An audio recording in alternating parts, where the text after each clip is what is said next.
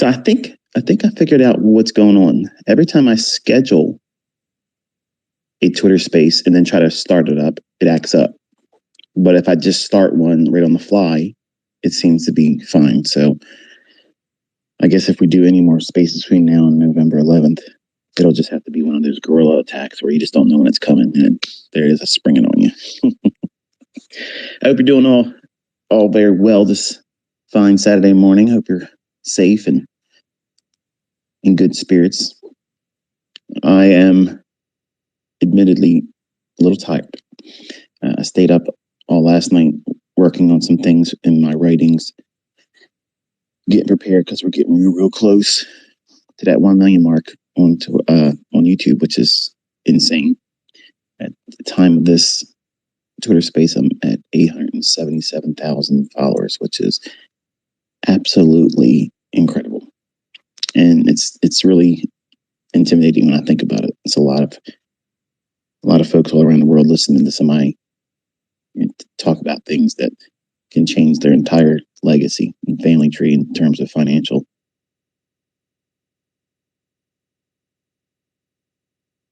The topic this morning, admittedly, I had a hard time finding something to talk about, and it probably sounds strange, but I've been preoccupied since last Friday with following along the events and listening to people that actually are over there in Israel and in Gaza. I have students from both groups, and both of them want me to talk about things and defend each side. So I'm going to make a blanket statement here in 2 sentences, and then that's all I'm going to say about it. Okay. What you are doing is prophesied. I don't have an answer for it, and I pray for both of you to stop, because there's children that are suffering. Adults, they can make these decisions to war, but the children don't have that. They're taught to do these things, and it's both sides. So that's my statement on it. But the topic this morning came to mind when I thought about my son, where as a new trader, maybe as a new student, someone that's trying to dabble into technical analysis and trading and seeing who has what that is appropriate for them, because not everything that I teach is going to be appropriate for everyone. And for most of you, when you come in, if you ever listen to anybody else teach or talk about the markets, as soon as I drop the idea or suggest the idea or make the case that there is 100% manipulation and control of the markets and it's algorithmic. And before electronic trading became a thing, it was a group of men that actually controlled price, and they're the real market makers. When it was automated and turned to electronic format, there's scripts that run. And I don't know why it's so hard for people to accept this, but I understand it. It goes against the grain that's been established in this industry, because so many people have titles and so many people have accolades that were given because of whatever they've done, and they attribute it to previous archaic ideas that the markets are buying and selling pressure or supply and demand factors. And it's not. It's manipulation, control, sentiment, and unseating those individuals for the purposes of fleecing them and taking their position over and them taking the money. So that's really what it's all about. It's war. It's warfare, basically, and deception. So if you understand going into that, it's not shocking. It just arms you so that way you come in with the right mindset, so that way you're not worrying about your system being perfect. You're more concerned about not falling a victim to what is predominantly used against retail thought. But as a new trader, as a new student, or someone that's trying to do it, it's really easy to get motivated in the beginning. Seeing other people show you their results, seeing students getting interviewed and talking about how empowered they feel in taking money out of the marketplace and being able to spend it, not just simply have some kind of market replay report, which you can't spend money on, or a demo account, which we're not paying taxes on demo, and you can't pay your bills on that. You can't pay your bills and take your spouse or significant other over to a nice restaurant once a month and not think too much of it because of a paper or tape reading event. Those results, they don't pay the bills. So when you finally get to the point where you want to try to do this and you feel motivated, a strange thing takes place when you're out there watching price action live. And when you know there's a likelihood of a big news driver coming out, something, that we call a volatility injection, which is a red folder event on the calendar. You can use the Econo Day or you can use the Forex Factory calendar.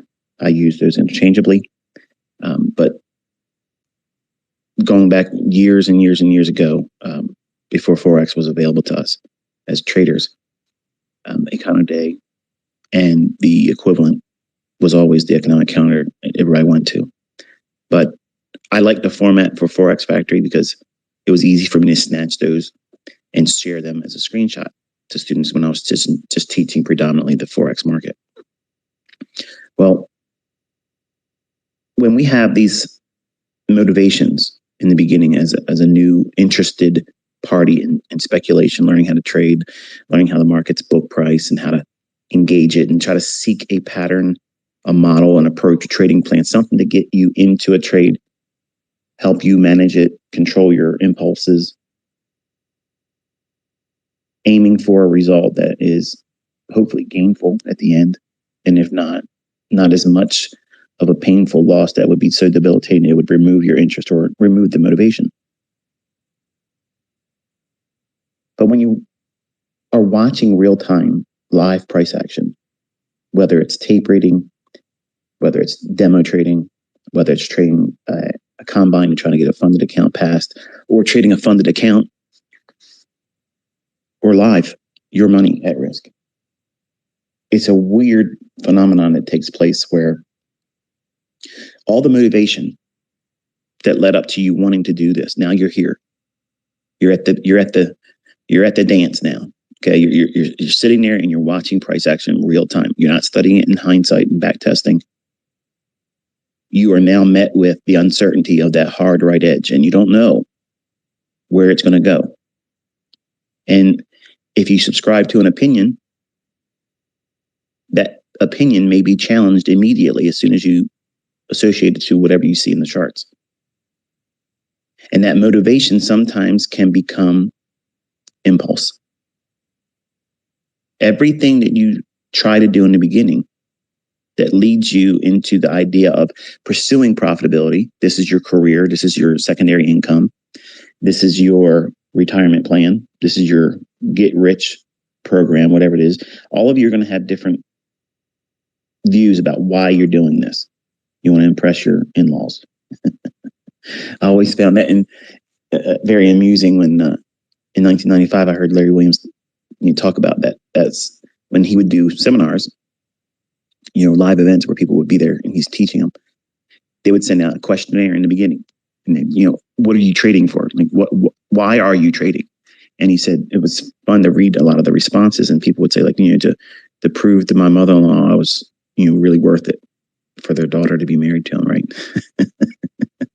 So, I mean, all of us have these secondary reasons to get in. I had that. That's the real reason why I got into it, and that's why it made me laugh when I first heard it, but also was pulling back as an audience of one watching his VHS tape in 1995. It made me feel uncomfortable because he nailed me right there. Because that's why I started trading. The whole reason why I started in pursuing it was I wanted to be better and bigger than everybody else thought I would be or am. And as a young man, you're very vulnerable. You're vulnerable to the effects of other people's opinions of you. And young men typically will act like they don't care, and they'll raise up and they'll use colorful language and maybe even want to throw hands because you've really just crushed them. And I was like that as a 20-year-old. I wanted to find success outside of the normal venues and routes that people take, working as an employee, going through college, trying to be the good slave. And I don't have that. I've never really had that mindset. And it was very hard for me to try to subscribe to that view in the beginning, because it had, in my mind, it was a plan B. Like, I was going to do everything I could to figure out how the markets work. But if I couldn't, at least I have a degree. At least I can go in, and at the worst case, I could be a programmer. Worst case. But I was learning COBOL, CICS, Pascal, Basic, C++. That was the highest at the time when I was going through. Now, did any of that help me get a job? No. Didn't help me get a job at all. And all the things that I started with as a motivation, like, I'm going to be a systems analyst. I'm going to be a consultant for companies, and I'm going to have my own firm. That was my plan. I didn't want to be an IT specialist or a computer programmer, someone working for a company. My motivation was always, I'm going to have my own place, my own thing. I'm going to call the shots for myself, because I don't want other people telling me what I want to do. So I was motivated.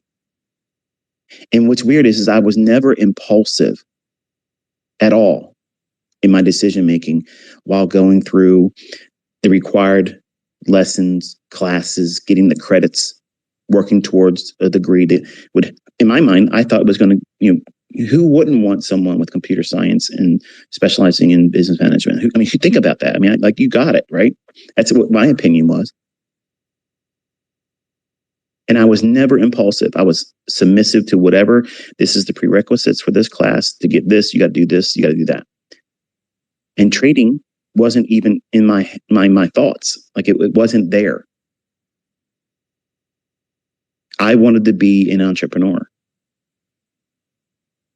And because of circumstances, working for a Jewish family in Owens Mills, and a chance opportunity to see a magazine that, I don't know, maybe I would have saw it on a news rack somewhere, but I never really would have, in my mind, wanted to reach for Entrepreneur magazine, because it's like anything else. Most of it's advertisements. But it just happened that magazine was laying on the desk in front of me, and I asked my then boss. I said, Glenn, can I borrow this tonight? I'll bring it back. He's like, you have it. And you know the story, that little classified ad in the back started the whole process of learning about commodities, which was coming now full circle, because when I was 14, 15, and 16 years old, my uncle was telling me the richest people in the world trade futures and options. Get yourself a good job. He was pushing me to be an electronic technician, and I wasn't interested in that. And in sixth grade, I was making my own games.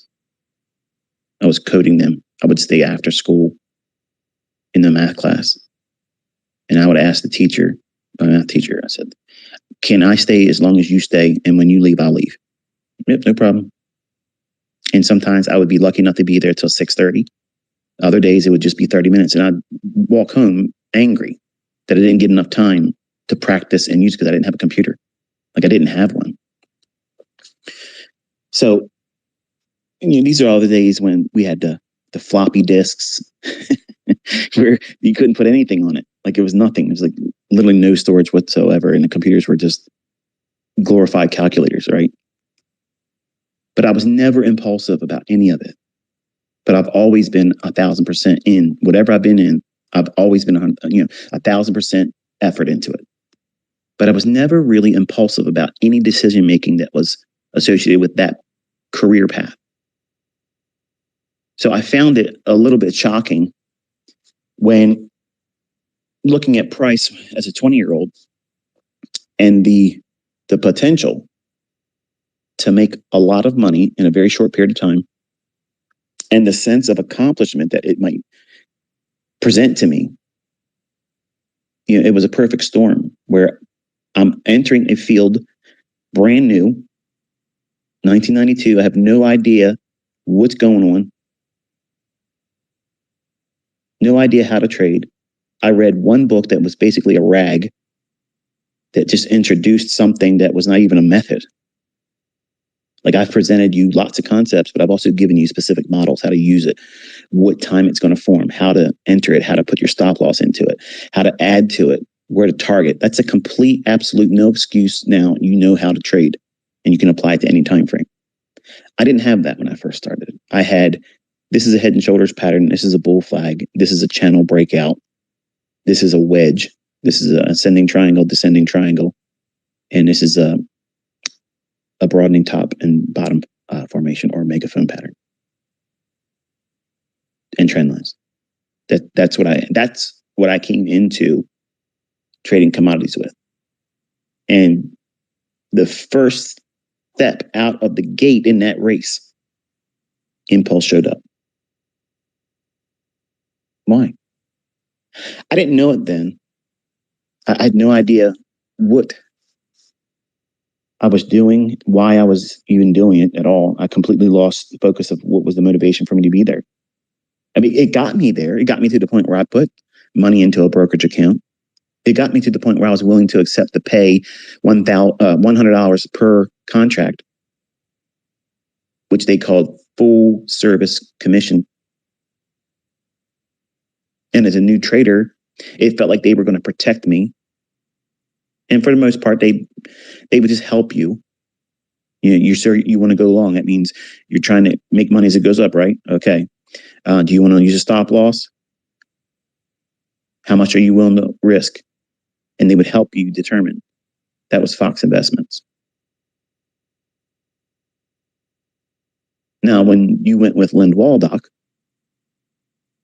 or Ira Epstein or something to the equivalent, something where, they expect you to know your orders. They're not in there to handhold. Like they want to get your order and get off the phone. That's the way it was back then. We called in our orders. And some of you just don't understand the gravity of that and how that would make it even more complex for you. Right now, you're all young. You're all fresh faces in this industry listening to me. And you're thinking, what was that like? Yeah, it was something. Not only did you have to be right and you had time to market, but you had to then time the market in a way where you were anticipating the setup because when you called the broker, you got the front desk first, then you got to give them your desk number or letter. Since my last name was Huddleston, I was on the H desk. Okay, go to the H desk and you wait for them to pick up the phone. Usually within 2 rings, they pick up. And then they tell you, okay, H desk, what's your order? And you tell them your account number. And then you give them an access that says that it verifies who you are. It's kind of like a PIN. And then you tell them what you want to do. And then they read the order back to you. The whole time, all of this is going on. The market's ticking around, up and down, maybe running away from you. And I had live cattle trades that did that. It was like they opened the gate and they all ran out. And, I was, buying something way past the price I should have. But I was thinking, well, my motivation told me that I need to be on the phone calling the broker. And when he told me the price, because everything I was doing was market orders in a move that I'm bullish and it's already started running. And the price he's telling me literally is $400 past where I'm trying to get in. My motivation became impulse. I had to be part of that move. It just confirmed that I was right about where it's going to go. And I was so willing to be part of it so I can claim I was right. I was willing to be placed in the trade at a very poor location. And I had to sit through a day of drawdown because I bought it at an inflated price. And then my price was literally like 4 or 5 ticks away from the high of the day. And then it just receded back throughout the day. And I was watching on my Quotrek, which is a little handheld device, not much really about the same dimension of my Ultra 20 right now, which is a Samsung phone I use. I use Android because Apple sucks. For the folks who want to know why I think that, it just, I've had 2 phones where they failed on me and Apple would not go in and open the phone up for me so I can get my videos out. So I've lost several Christmases and birthdays and things that I filmed that I can't access. So that's my beef with Apple. Okay. But now, since I'm a Samsung user, Android is better, way, way better. But the same dimension size of the phone I'm using, can't wait to get rid of on November 12th. The size and dimension of this is almost equivalent to what a Quotrek was.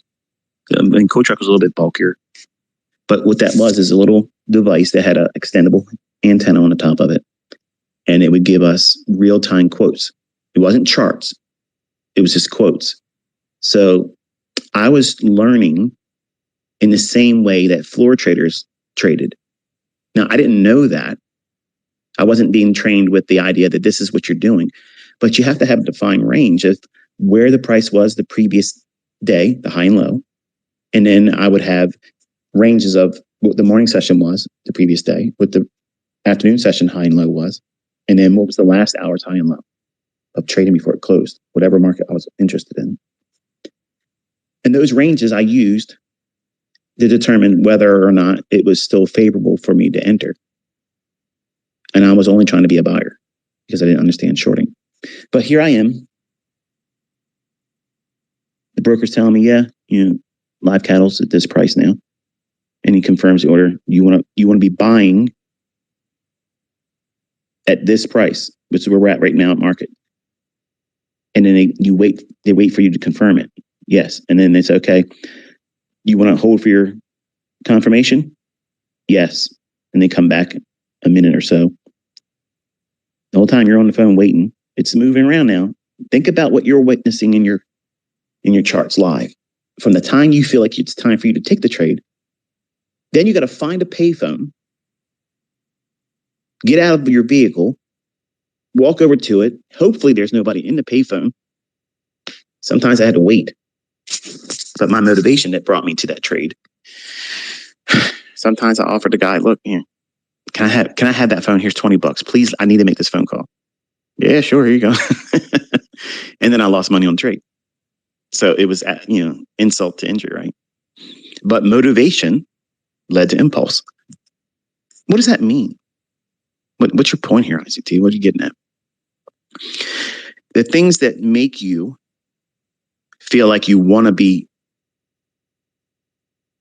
able, willing to, inviting the risks, you don't respect that same measure of risk when you are really at that moment where you could still say, no, I'm not going to do it. Let me sit still and not do it.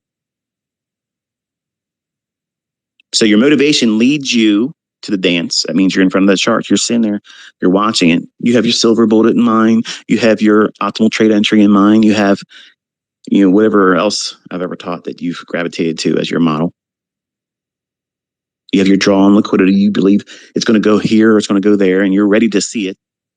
If it could just give you a fair value gap, you're in there. But then something magical happens. Something magical comes in and changes everything.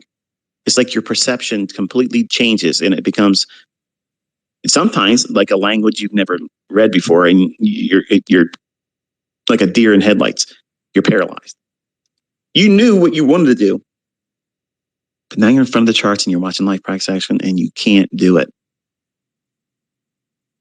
You're waiting for something to appear as a nudge, a little, you're right, now take it. And many of us, when we first start, we call that confirmation. The only thing that it confirms is you sat there too long. That's what it confirms. You sat there too long. Now it's already moved. It would be better for you to wait for some kind of a down close candle in a lower time frame, reach into a fair value gap if you're bullish, and then use that. Don't chase running higher price when you're bullish. Don't do it.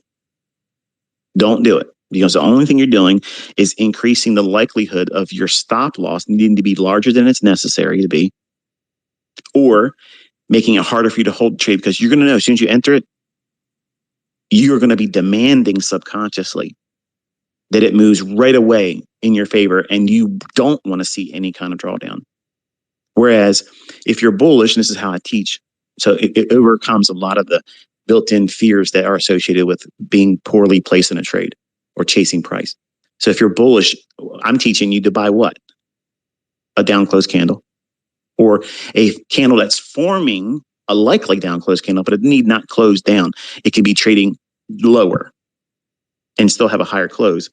But at the time of your entry, if you're bullish, you're waiting for price to go lower into an inefficiency or run below a short-term low to take those stops. So you're going to buy sell stops or buy inefficiency on a buy side imbalance, sell side inefficiency. You're going to buy that rebalancing to close up and overlap that up close candle that you're seeing as an inefficiency.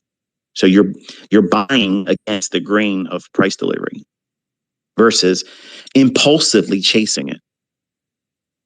In the beginning, because you think as a trader, just like I did, I want to be in a market that has the market going up. Like I want to be in a move that's going up. It's too scary. I'm speaking hypothetically and in retrospect to how it was when I first started.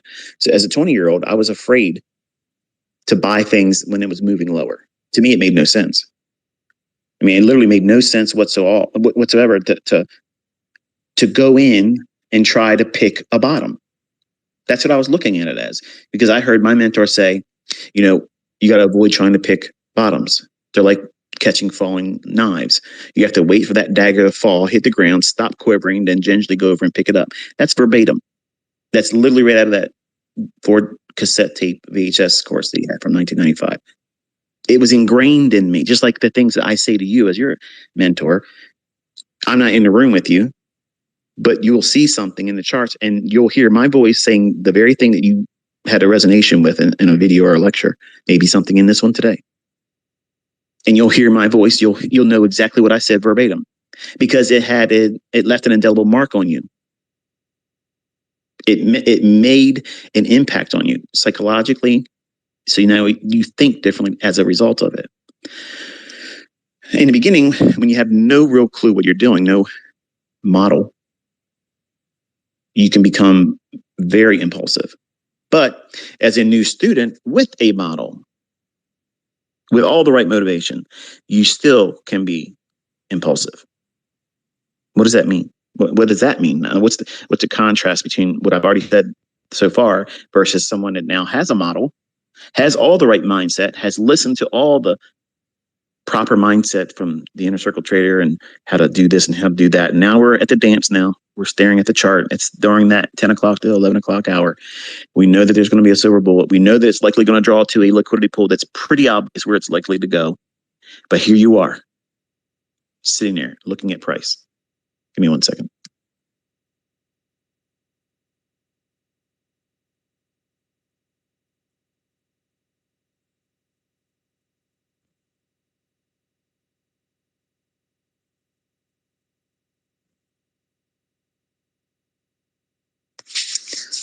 I do. Go grab my water. I left it outside. So when you have a model and you have all the proper motivation that led you up to the point where now you've made the decision, you went to sleep the previous day, you woke up with every expectation that you're going to go into this following the plan, following the model, following the rules. You're looking for this setup to form. And now you're here. You're in front of the charts. You're there. And you do what? You act impulsively. You see something that is not your model. Perfect example. I'll give you something. You've done the work. You've done the analysis. You've listened to me talk about what I think the market's going to likely draw to on a higher time frame. You committed to the idea that that's probably what you're going to subscribe to. So you're only going to focus in that direction. And that's the proper mindset. Not that you should be handheld, but that's why I do it. So that way you can keep your premise, your bias, the narrative focused on that time frame draw. You won't be 100%. But now, because you're in front of the charts, subconsciously, you're demanding that you're 100%. Is that practical? Is that realistic? Is that something that anyone could reasonably expect to have? Especially if they're new? No, of course not. But that motivation that carried you to that moment, where now you're in front of the charts, you're ready to do your model, you're ready to pull the trigger. All you have to do is wait for that fair value gap to form, because it's going to be moving up quickly, and it's going to create that little buy side imbalance, sell side inefficiency, and it's going to form it in a place where it allows you to capture 12 to 15 handles. So that means your minimum criteria for the trade would be met. It's really there. But unfortunately, it's not there yet. And what happens is you start seeing price run. And in your mind, you're thinking, this is going to be one of those times where it's not going to create a fair value gap. And here I am. I did all the work. I got all this stuff drawn on my chart. I have all the lipstick. I have all the motivation. I'm here now. And I know what's going to happen, because Murphy's Law says that whatever can go wrong is going to go wrong, and it's going to run without me. And I'm not going to be able to accept that, because I've done all this preliminary analysis. I've done all this preliminary workup, listening to this guy, Jawbone. I'm all pumped up. I'm ready to go. And here it's running. It just took off 8 handles straight, one shot. It's running. Your mind's going to be tricked by that because you haven't watched price enough. That motivation to do the right things gets replaced with impulsiveness, because the lack of experience, the lack of the doing of it, being there, not just simply watching price. That's the first stage. Is tapering is just the first stage. Then you got to do it with a demo and submit to the idea that the rules still have to be applied. But then with live fund trading, or the equivalent thereof, where you can lose something, your funded account, challenge account, your funded account, or your live account, you want to capture money. And the lack of experience that you have, and everybody has that lack in the beginning, and all of you, and I was not exempt from this. I wanted to get through that stage quickly. I wanted to leave it behind me in my rearview mirror. I wanted to be able to say, yeah, see you later. I ain't never going back to that town again, which is ignorance, neophyteville, beginner. Like, you want to be able to leave the ranks of a newbie. When I'm encouraging you to live there for a little while, because that's going to teach you who you are. And it's going to show you the character flaws that you have, that you're pretending you don't have, that you've been hiding from yourself your entire life. However long you've been on a spinning rock, all of you have character flaws. I don't hide mine. I don't hide it. I tell you where they are. I tell you where my weaknesses are. Because when I was a younger man, I tried to pretend they didn't exist. And they were impediments to me. They held me back. They were the barriers that I hugged. I held on to them. I held on to it like something wrapped in barbed wire. It's not comfortable, but you get used to that uncomfortable state, and it becomes normal for you. Like, that's why abusive relationships go on. Spouses that, beat their wives because they're weak men. The women train themselves because they have children. They don't want to break that family up. They know what that man's doing to her is not right. But they allow it to go on because it becomes normal for them. And change is a little bit more scary because it begins to bring in more uncertainty. And as humans, we don't like uncertainty. But in this industry, you chose to be in one that is always uncertain. There's nothing 100%. All the things that I have, all the things that I share, my track record, when I pull it out and I point to something before it happens, look around. You've been walking with me now for almost 2 years now publicly. How many things did I call and not happen? Very, very, very small number of that. But how many things were right and correct and where the market went to? You can't reasonably expect to be like that in the beginning. And when you learn from someone, When I was a martial artist, I wanted to be as good as the guy that was teaching me, and then better. That's what I wanted. Anything that they did that was impressive, I needed to do it better than them. Why? Because I had this deep ingrained necessity for me to be significant, because while I was growing up in Cardboard City, I was part of what we considered white trash. We lived in low income, and I got in fistfights and stomped the shit out of people that thought they were better than me. I curbed stomped people. You know what that is? Where you stomp their ass, you beat them, you drag them over to a curb, you open their mouth up with their teeth on the edge of the curb, and you stomp the back of their head. I've done that before. And the sound that makes, you'll never forget it. Those are things that I've done as a kid with people older than me, because they talked down to me. They acted like they were better than me. So what drives me, and still to today, is that deep scar. I was the guy on the other side of the tracks growing up. I didn't come into this world with a silver spoon in my ass. I didn't have that. Everything was a hard thing to do. And it took a lot longer than I wanted it to do. And it was very difficult. I had a lot of opposition around me. People would try to tell me, you're not going to be able to do it.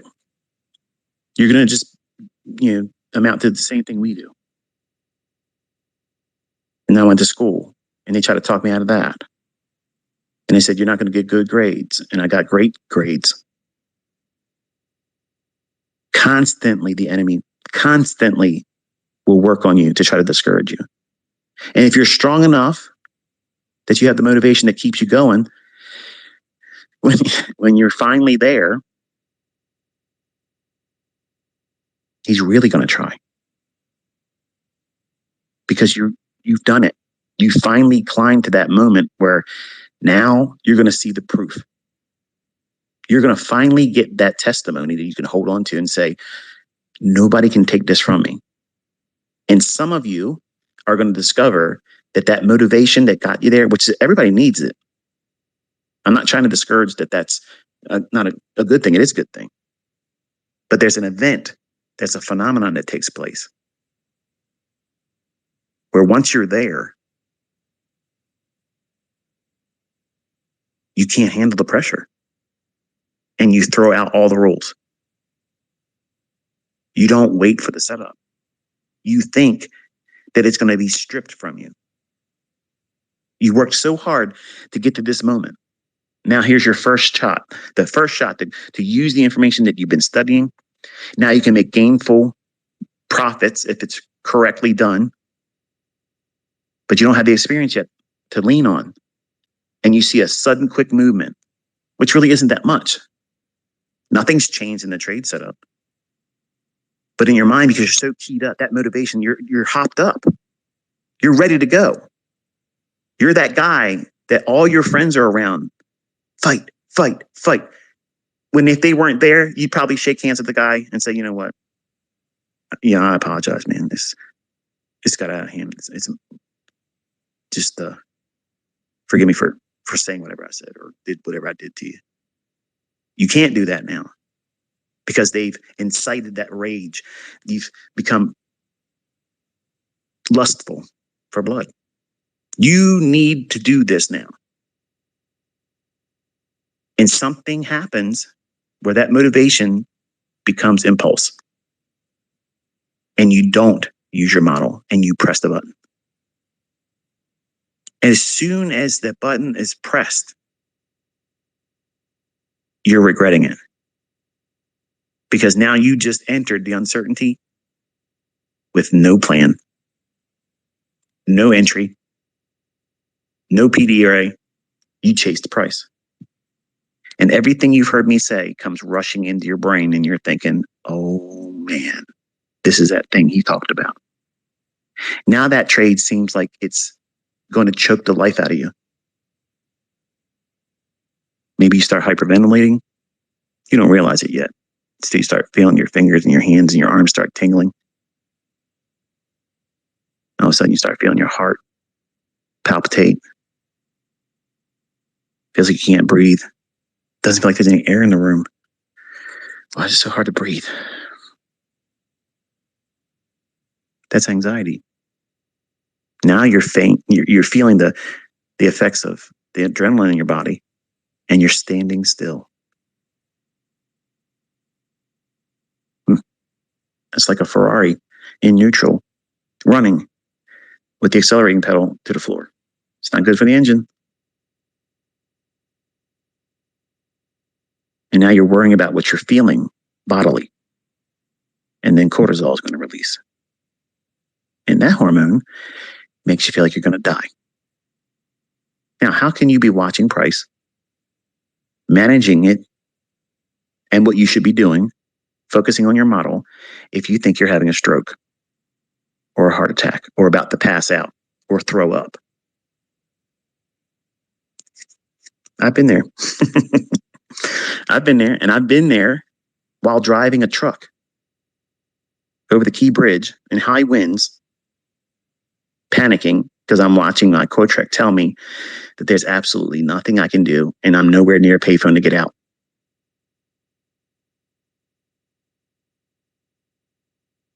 You can't understand that. You don't understand that because you're so spoiled with the information and technology we have today where we can just press a button, get in, get out. Seconds. Be on the other side of a bridge, and then someone goes and has a typical thing that anybody else would have normally while they're doing construction on the bridge. You only have one lane, and then their engine dies, and you're on a trade. You can't get out, and you can't move, and you lose your account that day because you thought you were smart enough not to use a stop loss. And Copper said, not today. That's the stuff that I lived through. That I did that stuff. So there's a lot of people out there that'll tell you, this is where I made this much money. This is where I made this much money. This is where I made that much money. I did this. I did that. I did this. Nobody is comfortable telling you where they messed it up. They want to hide it. They want to delete it like it didn't happen. Most of my mentoring is telling you what it's going to be really like. I don't sugarcoat it. I don't pretend that I didn't come from humble beginnings where it was very hard, next to impossible, and I quit dozens of times. That's what I called it. But folks that's been around me for a while just know that this meant code word for I need a break. I need another job to get some money scratched up because I didn't have a lot of it. But that motivation that leads you to the dance and you're watching the charts, you got to guard your mind and really stick your heels in, dig them in deep and say, okay, yeah, that button's right there. I can push it. I can push that button. Any time I want to push that button, it's going to get me in the trade. But am I entering the trade based on my model with the logic in mind that I'm entering in the opposing direction of where I see the profit? So if I'm bullish, I got to be entering when prices drops. It's got to be dropping. If it doesn't drop, I'm chasing. I can't do that. You can't do that. When you do these types of trades and you're buying while markets are moving away from your expected directional draw or where your limit order to take profit or partials are, number one, you're going to overcome a lot of fear that most traders have because they have confirmation bias. Every trader out there goes through a stage of they need to have confirmation bias. They have to know that they're in the trade and they're on side. Then they're willing to give up a large portion of the first initial run. And then all of a sudden now they have courage. Oh, I know I'm right now. I'm really right now. And then they chase it. And now their stop loss has to be so much larger. And while they're in that trade, it might pan out. It might go exactly where they thought it was going to go originally and probably never have any drawdown. It might be just they're buying it and it just starts running and ripping away. That's really what they want. But you know what? When that happens, it's a terrible thing because it's teaching you to do bad things and expect good results. It don't make any sense, right? But you'll convince yourself at the time that this is what's right for you. in the absence and the void of any real experience, sound logic, you're going to create your own right there in the heat of the moment. And that motivation becomes impulse. And for those of you that have traded with real risk of losing something, not a demo, reset is the worst that could happen. I'm talking about you lost your funded account. You lost your combine that you were working hard for. Traded with real money. You know exactly what I'm talking about in the dozens of times that you've been here. You have to have a model. But before that model is useful to you, you have to know what price is likely to do. What characteristics does it show? How does it behave in the morning? How does it behave in the afternoon? How does it behave in those respective sessions after a big up close day or down close day or an inside day? They're all characteristics that you need to study and associate with over a period of time. And you're not going to be able to do it in just a few short weeks or a couple months. It takes time. Some of you are just so willing to assume risk, hoping that you're right like a lottery win, that you throw all sound logic and reason out the window because you just want to have something to hang your hopes on. Because if you make a little bit of money is better than what you were doing before, right? If I could just make $100 a week, yeah, I can see that. In today's world, that means something. That might be your gas being covered for the week, back and forth to work. Things are expensive. When I put gas in my truck, if I drive it a lot, it's very easy for me to go through $130 a week. 8 cylinders, they eat it. Now, I'm not worrying about that money, but I think about how it would hurt the average person out there. It's a lot. I mean, that's the reason why there's a lot of cars or car lots up here that have these kind of trucks sitting in their car lot, in the used lot. They traded them in. They can't handle it. Too much expense. Same thing when they bought that vehicle. They were motivated because they saw their buddies have a truck. I got to get a truck too. Everybody's driving trucks. And when they bought it, because they were impulsive, they're regretting it. They have buyer's remorse. You don't want your trading to have remorse. You want to have removed any doubt that you can justify anything outside yourself as a reason why you lost. And that went over your head right now, especially the ones that want to have selective hearing. So I'm going to say it again real slow and painfully. Many of you, especially the ones that are beginning this, you're trying to do anything to get in and make money, but you're willing to ignore all sources of responsibility on yourself. But as a trader that is actively trying to pursue consistency and longevity, profitability, what you're trying to do while obtaining that as your goal, the way you get there is removing any excuse, any cause, any reason for you failing outside of your own model and your own experience. That's personal responsibility. And that's not taught in this industry. It's easy to be able to say, well, the markets are random. Well, they really shouldn't offer 15 contracts. If it really isn't good for us, they shouldn't really do that. There's always excuses that the ones that are not prepared to be responsible, to be sound stewards of the money that they have in their hands and the risk that they associate with it. I'm not going to use a stop loss because I have a point to prove. Well done, maximum loss drawdown margin call. You proved a point. Everybody knew it, but you confirmed it. That's scar tissue. Now that's going to motivate you to do stupider things because now you're embarrassed because everybody saw what we already knew. Might not be that grand of a scale of an embarrassment for you when you take your trade. It led you up to the charts. You're there. You got all the things figured out. And you impulsively predict and anticipate the setup forming, but you want to be ahead of it because you can't weather the impatience. It's agony.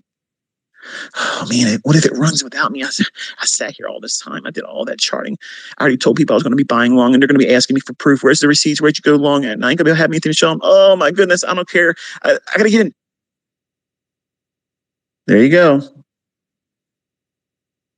There you go.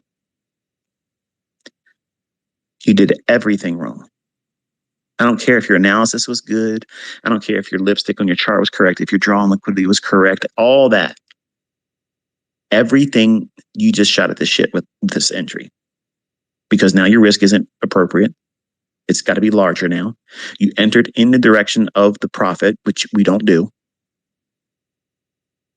But ICT, I watch you pyramid. Yep. And when I'm buying when it's going down every time. Think. Well, let me retract that.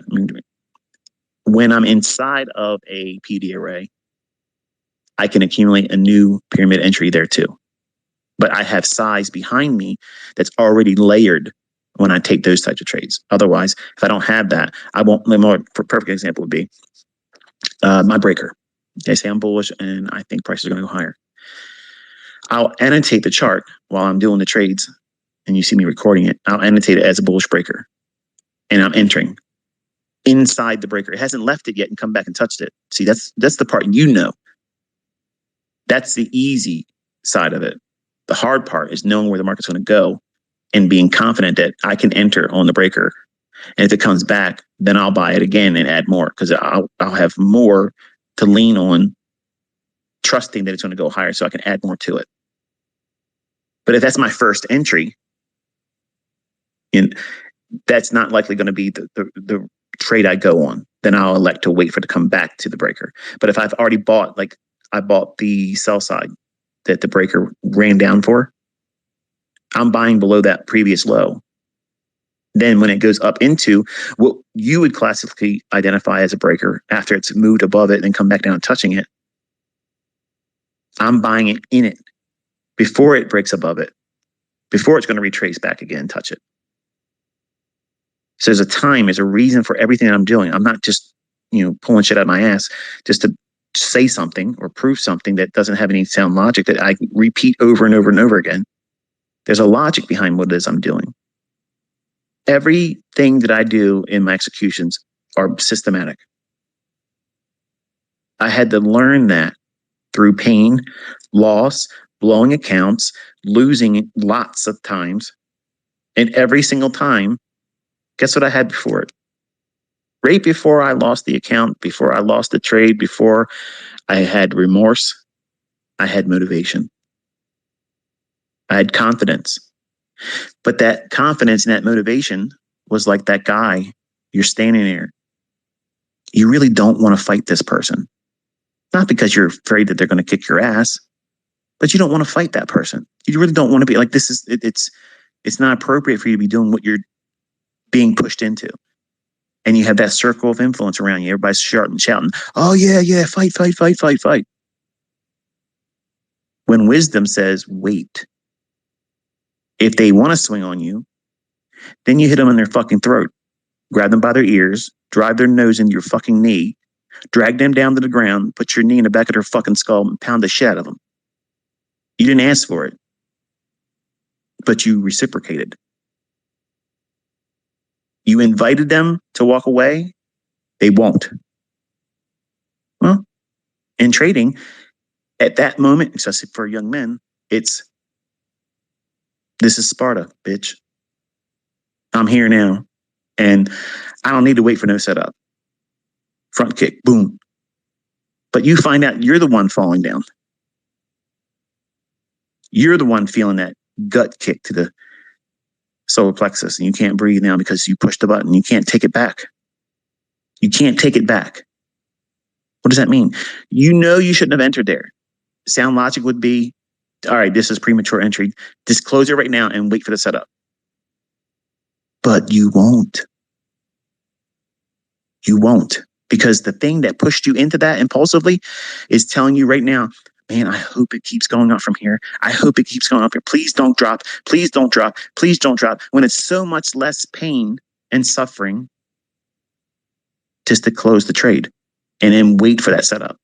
You might have a little bit of drawdown and the commission costs that you spent. Okay. But you have preserved your mental capital. The money that you're spending and potentially losing on that trade is insignificant in terms of the amount of debt that you're going to carry mentally as a trader for the rest of your career by doing that silly shit. Think about it. How many times have you been in a trade where even if it went to the worst case scenario and ran all the way to wherever your stop would have been, notice I said that, but some of you aren't trading with a stop loss. What's the worst that's going to happen? That loss doesn't end you, but in your mind, you've lost a limb. You've lost your strong arm. How else could you ever go back into trading if you lose this trade? If I lose this trade, I can't imagine ever wanting to do this again. That's the equivalent of what you're doing. But where was the motivation that led you to that moment? Right when it came to the time where you push that button, it transforms into impulsiveness. That moment, right before you take your trade, you have to really, really know what you're doing. You have to know exactly what you're doing, why you're doing it. And before you press the button to get into it, you have to know exactly where your static maximum risk is, and there must be a stop loss there. Because once you have that, see, you're trying to avoid that stop loss because you're afraid it's going to hit it. Whereas a professional-minded trader, they want to know what that is so that way they don't worry about it. This is what I'm willing to lose. If I'm wrong, okay, I'm willing to take that as a loss. But you want to trade with the maximum leverage. So it makes perfect sense for you to try to avoid everything ever getting. You'll never get stopped out. You'll never get stopped out if you never use a stop loss. You know what that is? Head and ass syndrome. Your head's too far up your ass and you can't see things properly. I'm sorry, I can't see it your perspective. I used to see it like that. I went through that same thing. But I pulled my own head out of my own ass and started looking at things correctly. And some of you are fighting me on this. No, you don't get it, ICT. I'm different. I'm going to be the exception. No, you're not. You're just going to do it worse. But you'll never talk about it. You're never going to tell anybody what you did. Well, that would probably be the best thing for you. It disarms you. It makes you human. It proves that we're fallible. We're not infallible. Some of you think I'm infallible as a trader. Sometimes I don't do it right. Sometimes it doesn't work out where I want it to go. Like there's many instances where I've told my son, so that, I would like to see it do this, do this, do that. And then there it is. And we sat together and he's like, hey, but Dad, it did this, this, this, and you entered there and it didn't do what you thought. So how would I know that experience? And some of you don't want to hear that answer. 30 years, folks, that's a long time to be looking at stuff that's doing the same stuff all the time. You get used to it. You know with confidence that that one trade that you're looking at right now, even if it fails, and the 3 after it fails, it doesn't change the efficacy of the model. It doesn't change you as the trader. It just means if you execute on them, you might have incurred loss. But are you allowing for and inviting those losing trades, those losses, to take you completely out of the model and completely away from trading and or having the ability to be solvent to trade? It's amazing how traders that get so worked up chasing other people's bullshit online, these things that people promote falsely, they don't have any evidence that they can do it. They don't talk about it before it happens. They don't use a model or an approach that is applicable or you can see being used in the executions. You don't even see their executions. They just tell you, this is a trade I took. And they're using the buy and sell overlay thing on TradingView. That's not even an entry with a demo. That's just, here's a trade I took. I think I got in right on here. Listen to what they say. They tell on themselves, but they're selling mentorships. That's frustrating for somebody that knows what the fuck's going on and have taught, man, I don't know how many people, but I've taught a lot of people for free. And it's just my tolerance for it is gone. It's gone. And I don't try to influence all you in that respect. I mean, but if you're going to be trying to pay somebody for something, they better have the goods. They better be able to prove that they can do what they're claiming they can do instead of talk about something on the left side of the chart. But you all fall victim to that stuff, this image-based stuff, materialistic stuff. And you resist sound logic, real money-making, money preservation insights. That I went through this stuff. I had to lose a lot of money to learn these lessons, and I'm trying to very much remove the necessity for you to go through that same stuff. And you don't want to listen. Like my own kids, they don't listen. You wonder why my own sons do the things that they do? The same reason why you ain't listening to me. Just because they have my DNA in them doesn't mean that they're gonna. Oh no, it's a symbiotic relationship. I'm ICT's offspring. It's whatever the main one says. All the ones like there's this relationship where whatever, it's a hive mentality. The word escapes me, but it's kind of like the show The Last of Us. The fungus, whatever one fungus feels or experiences, they all feel at the same time. That doesn't happen because they're my kids. They're discovering themselves too. And they're discovering that they're human. And guess what humans are? We're terrible decision makers. That's a skill set that has to be honed and beaten into us. As the scripture says, iron sharpens iron. Meaning, it's not going to be easy. If iron had feelings and nerve endings, it probably would be wincing when you rub it against another piece of iron. When you take that raw piece of metal and you want to forge it into a blade, what do you have to do to it? You have to harm it. You have to do damage to it. You got to take its useless edges off and make one useful edge. That edge is your edge that you're going to use as a weapon or a tool. Knife, a blade. But many of you want to go out to the market and you do all this work in preparation, and you have this high-tech 50 caliber sniper rifle in your hands, and you show up and you're right there. You're sitting there, you're waiting for it. You're looking through your scope. It's coming, it's coming, it's coming. And then all of a sudden the market starts to run. And what do? You reach for your fucking baseball bat and you chase it. What the hell is that? That's caveman mentality. That's not civilized. That's uncivilized. That's savagery. We're waiting for the mark to walk into the crosshairs, gently hug the trigger, and be confident that we have executed precisely what our model is expecting us to do. We will not second guess it because we've done everything up to the point of engagement and entry. Our stop loss is there. We don't worry about it because we're comfortable with the risk. But if I'm honest, ICT, that means I can only really risk $75. Right. Exactly. That's why you're trading with a fucking microbe. Okay. That's why you're doing that. It's not about how much you can make. It's how much you can afford to lose and still stay in the game while you're learning.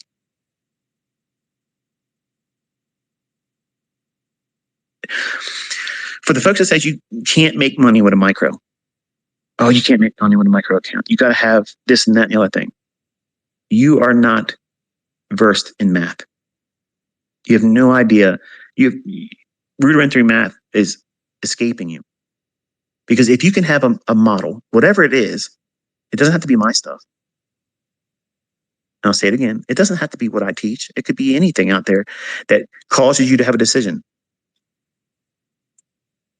If you risk very little and you're very, very good at managing money and don't overtrade, you can be profitable doing this. You're going to have a lot of losing trades, and that might not sit well with some of you, most of you. In fact, 99.9% of you, whether you are a profitable student or trader with my stuff or something else, you might be just listening to this and not even a trader. You're like, I use Elliott Wave and I've made money and this, that, and other thing. Okay, you made money because you are able to weather the losing trades. But nobody wants to warm up to the idea that you're going to lose a lot in the beginning. You're trying to avoid that. When the whole secret is to do that very thing in the beginning. because all the lessons that it teaches you removes the invitation for you to take that motivation and let it become impulse. If you have gone to the stage of now you're in that position where the trade that you're going to enter has a real risk of failing a funded account or drawing down in a funded account combine or losing real money in a live account. If you got to that point and you have not overcome this worrisome thoughts of what am I really looking for? Where should I place my stop loss? Am I comfortable with what I'm risking here? Is that stop really hard? Is it there? Is it implied or a mental stop? Because they don't work. Try to use a mental stop on a CPI. You're going to be mental afterwards. You're literally going to be warped. And a real stop loss doesn't work there either. So what does that teach you? Why do I even talk about CPI? If you're not going to trade ahead of CPI, ICT, why even talk about it? Or you get the guys that, this is where the volatility is. Okay, show me trading before the CPI. Getting it right. Crickets. And the ones that try get their asses handed to them in devastating fashion. That's embarrassing. And some of these people, well, let's be honest, most of them that are doing those things are selling something of a course, a room, or they have their own brokerage. That's nonsensical. It's ludicrous to invite those instances in your trading. You want it to be boring. You want it to be where if you lose, who cares? I'm still going to do this same model on the next setup based on the logic. If the trade failed here, but the overall conditions of the marketplace are as they should be still, I'm going to take the next setup. There it is. It's done. I already have it in my head. That's what I'm going to do. Unless I'm proven incorrect. And therefore, I either need to move to the sidelines and wait for new information or reverse. But that's not always a reverse. In the beginning, that motivation, hey, I'm going to get in this trade, and you do it wrong. Or if you get squeezed out of the trade because you don't have a stop loss, because you chased price, that pressure that you're feeling is going to make you think you got it wrong. And you'll abandon your model. And then what do? Become impulsive again and say, oh, I got it wrong. Not realizing that you just didn't do what you were supposed to do and wait for the setup. You'll reverse in the natural progression of the retracement that your original trade idea should have been waited for. So you did it wrong, chasing it. Then you're scared because it's retracing on you, and you reverse. And then the trade goes where you want it to go. But then here's where you lie to yourself. I knew this was going to happen, and the broker, they slipped me, and I had to, you're lying. You fucking chased the price. You did it incorrectly. And then you changed your mind because you couldn't handle the pressure of the retracement because you were misplaced. You weren't offside. You had a poor entry, poor execution. You did it poorly. You should have closed the trade, sat and waited for the setup. Not make one decision incorrectly and then impulsively fix a mistake doing the opposite, where the analysis didn't say anything about that trade reversing and going lower. You succumb to your own emotions and poor psychology that's now being stirred up because you're in the market, you chased price, and you didn't do anything, and you completely lost the plot. Uncomfortable, isn't it? It just happened to you this week, didn't it?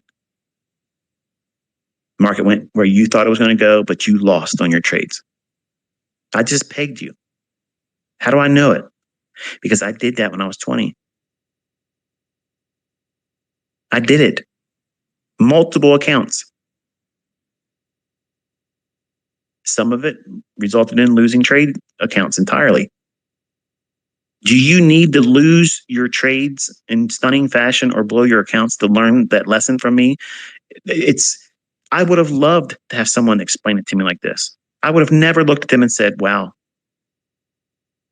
dude, you're talking about all this terrible stuff. Like, motivate me, man. I would have never done that. I would have been like, you know what? This is exactly what I need to hear. You're not fluffing me up with some bullshit. You're not here promising me that I'm going to get rich overnight. You're giving me the things I have to concern myself with, that I'm going to have to wrestle with. These are the real things. These are the brass tacks of trading. And when you hear it, it feels like I'm talking down to you or someone new to come here. Oh, I don't want to listen to this guy. He's talking down to his students. No, I'm not. No, I'm not. I'm talking to you eye to eye. I'm coming to where you are because I've been there. I'm not talking down to you. I'm taking myself right back to the location where you're at right now and telling you the guy that you look highly up, and have high regard for now. I didn't get this insight, by having fucking candy bars shoved up my ass. Okay. It hasn't been easy. It's literally a war. You have to go through a lot of stuff, and books just don't make it plain enough for you. Like, you have to go through it, and it's not easy. There is no shortcuts to it. It's all normal though. And the way you get through it is to get through it. And how do you do it successfully? By not having a whole lot of result-oriented, progress in terms of a monetary sense. So remove that. Because if you can do one thing, that's your cookie cutter approach, that little thing that you do over and over and over again that repeats. What does that mean? Well, husbands and boyfriends, or those in the culinary arts, you go down to your kitchen, pull open the drawer that has all your cookie cutters in it. Just reach in there, grab one randomly. Doesn't matter which one it is. Okay. And you grab that cookie cutter in your hand, close your eyes, and then hold it in your hand and feel it. The shape. It's the star, or it's the snowman cookie cutter for Christmas. It might be the pumpkin, cookie cutter for a cutout for and Halloween's coming up and Thanksgiving. All those bends and contortions in the shape of that cookie cutter. You don't need to lay eyes on that. You just know it. You know it intimately because you can feel it. You've seen it before. Why? Why are you comfortable if I was to ask you what you're holding? What cookie cutter is it? Because you've seen it before.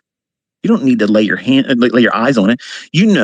If you open your eyes up, it's going to be the very thing you just said. Why? Experience.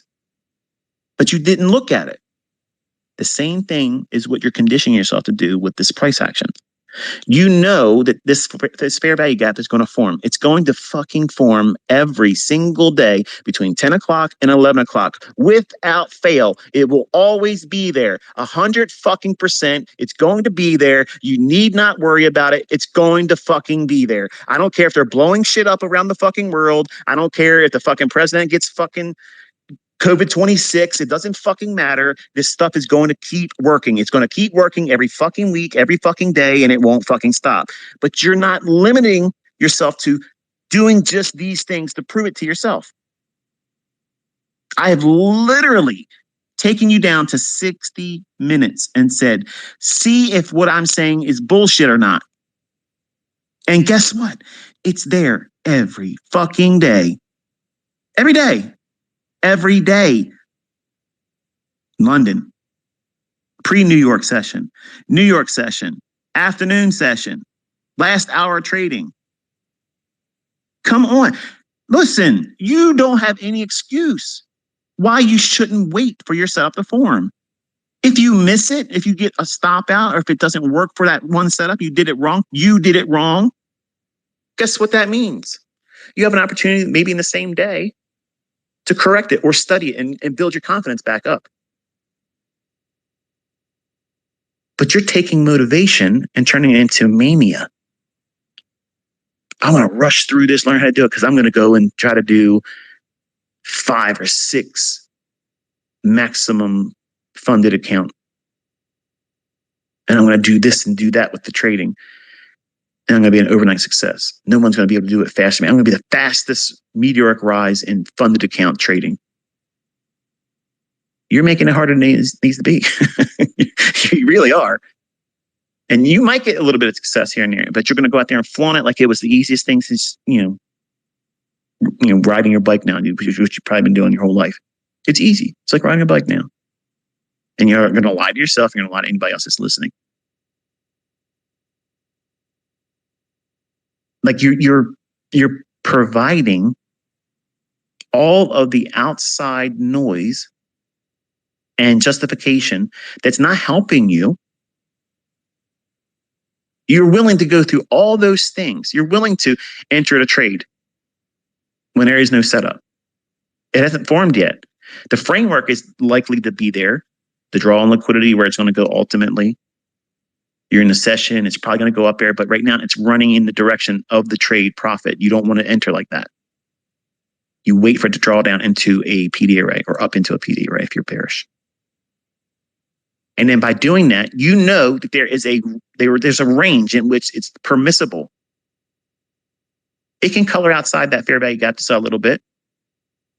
But see, when you impulsively enter, what you're really doing, and this is the truth, folks, you're afraid that this thing that you're trying to do as a model is going to fail in your own hands. And you know that if it does, and you do everything that you think is correct, you're not going to stick with it. And you're going to start all over again chasing something else. And folks, I just nailed down 90% of you motherfuckers. You don't want to listen because you're afraid you're going to do it wrong. And then you're going to fault the model. You're going to fault the approach. And then you, because you're impulsive, you're going to go out there and chase Elliott waves. You're going to chase harmonic patterns. You're going to chase some other bullshit.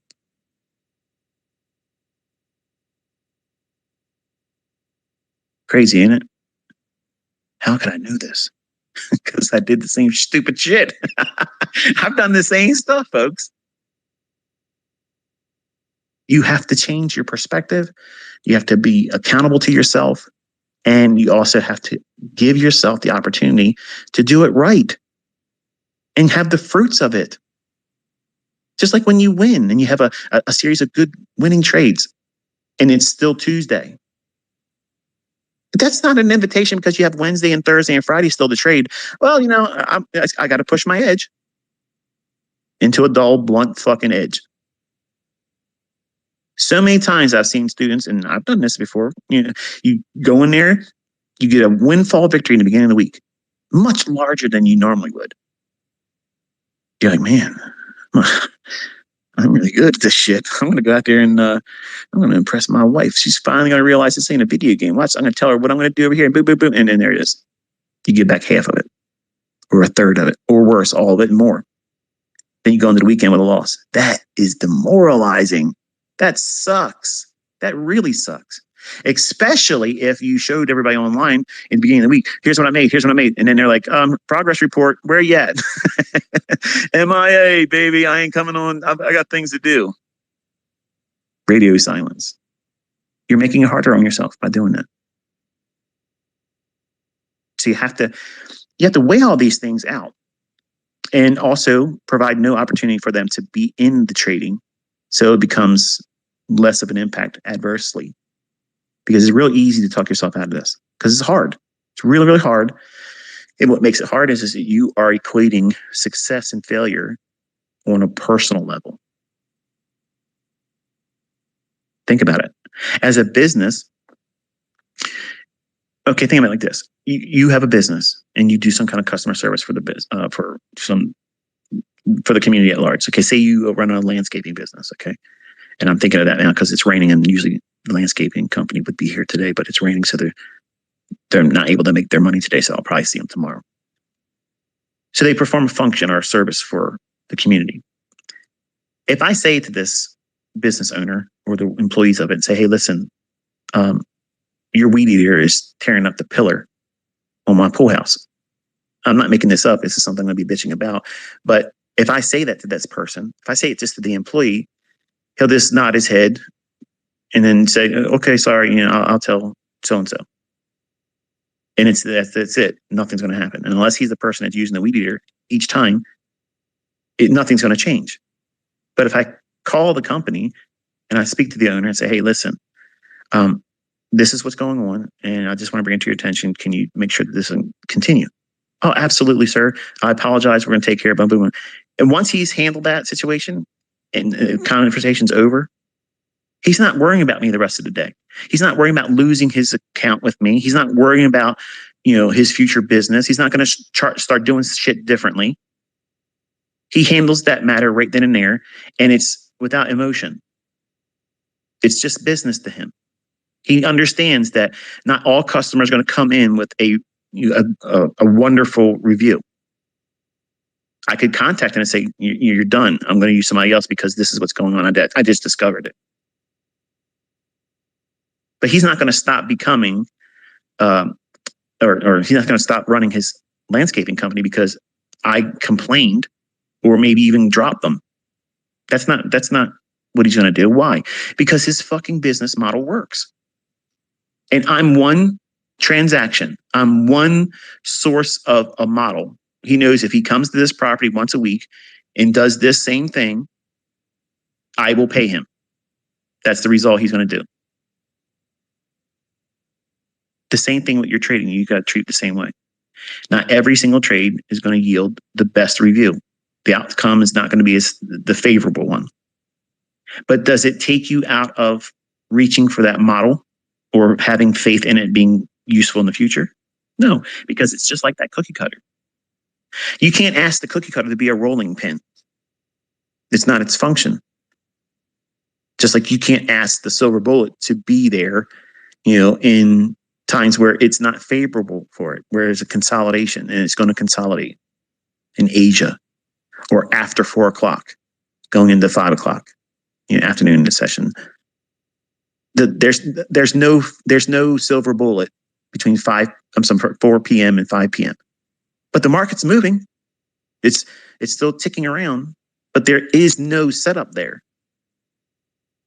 I would never look at that and say, this is a silver bullet. This is a fair value gap. I would sell short or go long in because of the timing of it.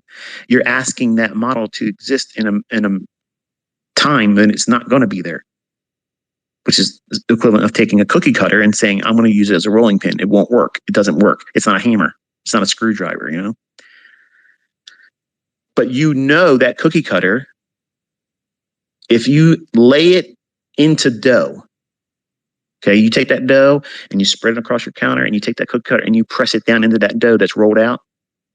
And when you lift that cookie cutter up slowly and you follow all the processes of rolling the dough out, taking the cookie cutter, pressing it down in, maybe slightly twisting it back and forth a little bit, and then slowly raising it up, you're going to have a cutout of that dough in the form of that cookie cutter. That's what your trading model is. That's what I'm teaching you to look at, that 5-point run, that 5-handle run in the S&P. Because if you can do this, if you can stick to the process of handling that cookie cutter, the fair value gap silver bullet that takes 5 points or 5 handles out of the marketplace, and you consistently are able to do that and nothing else, guess what you're doing? You're forging patience. You're forging real experience that no one can take away from you. And you're learning a lot about yourself, what you're going to be feeling. Are you feeling impulsive? Are you feeling impatient? The trade's not panning out fast enough for you? The way you get over that is by being in the marketplace, doing it. You have to engage it. And then you won't feel impulsive, like, I just got in this trade 30 seconds ago. It should have already done 5 handles by now. I know what it feels like. You want it to be painless, and I'm telling you, it's going to be painful. But it's worthwhile. It's worthwhile doing it. It's got an outcome that is worth doing. That is not 100% success, but that less than 100% success rate equates to your success ultimately. But you're trying to avoid any losing. You're trying to avoid any kind of hardships or any kind of embarrassments or discoveries about yourself. And you want to not fail using it because you're weak. You're undisciplined. You have no sense of self-responsibility. And you know yourself well enough that if you fail using the model based on the rules, you're going to associate that one failure with it's ultimately sucks, it's fraud, and I'm never going to be able to do it. And I have to justify things outside myself, hold myself to no accountability, and I'll have to chase something else. And I don't want to do all that again. That's the reality, folks. This is actually going to be a chapter in the book, but I wanted to say it. I wanted to say these things. Because reading it in the words, it's easy to just like, okay, I saw the letters there. I saw the spaces between the words, but I really didn't take anything from that. It's just filler. It's fluff. But this is the real shit, folks. This is what really goes on when you're pressing the button and it matters. This is the stuff that goes on to your thoughts, what you're wrestling with, what you're pretending isn't there. But in reality, this is really what it is.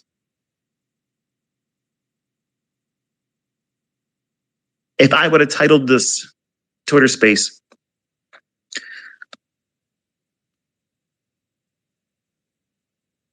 all the shit that's causing you to lose and how it's going to continue doing it, you probably wouldn't want to watch it.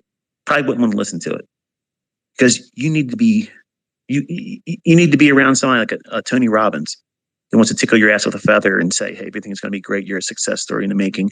Everything's great for you. You're not going to fail. Never accept failure because it's never going to happen for you. Get the fuck out of here. This guy used to be a fucking janitor, okay? And sold all kinds of bullshit, blowing smoke up people's asses, walking on coals. Yeah, you can walk on coals. Stand on the fucking coals. Then you're going to impress me.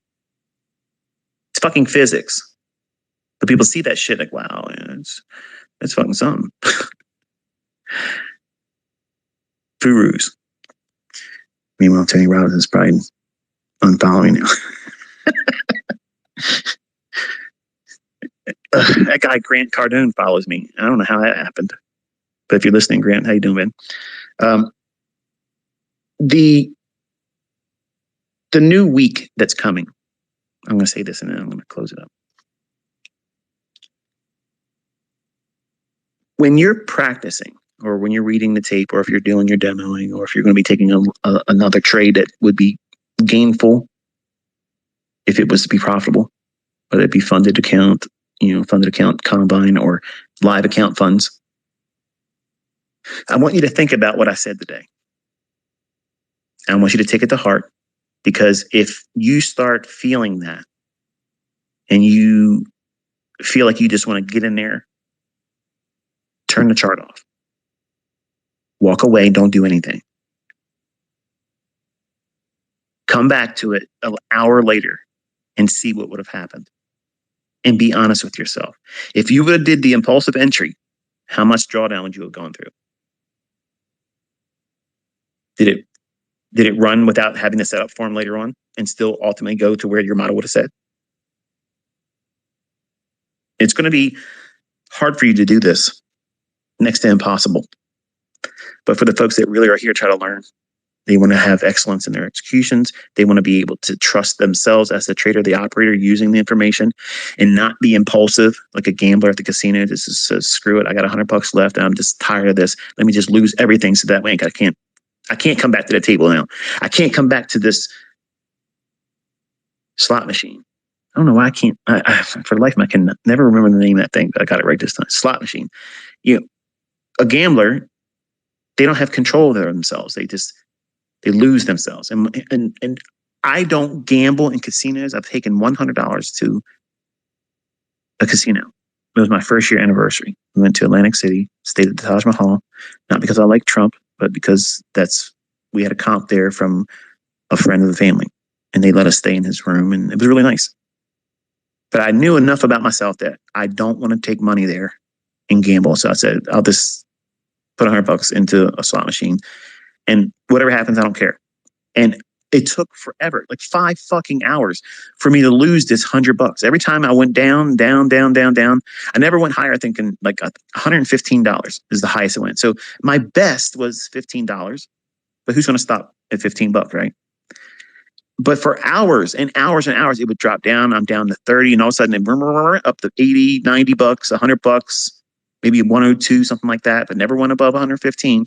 And it would drop me back down into 20s and 15, got down to like 12 one time. I was like, okay, it won't be long now. It's going to be gone. And then right on back up to the 75 and 80 hours. And I'm like, what the hell? And at this point, I'm like, man, what the shit is maximum bets? I want to lose this now because I don't have the discipline to get up and walk away from it. Because in my mind, I'm thinking, I might get lucky. The 3 sevens might come up. I might get whatever the machine total was telling, flashing above it. That's what happens in trading. Every single time I lost my account, it was the same thing. I would make a little bit of money. I'd lose a little bit of money, make a little bit of money, but not go back to the same equity high or the opening balance. And it would draw back down again. And then I'd get mad because it would just be back and forth, just underwater. And I just wanted to have that one trade to put me back above water. Because in my mind, I was thinking, 20-year-old, even if I have a failure here, I got plenty of time to make more money and refund it. That was my excuse. That was the insurance policy. That's bullshit. That's the wrong mentality. You need to treat it like it's the only account that you're ever going to have. That means it means something to you. It's your child's education fund. When you start thinking about it like that, it ain't your girl money. It ain't I can replace it with something I can do over here or there. It means something to you.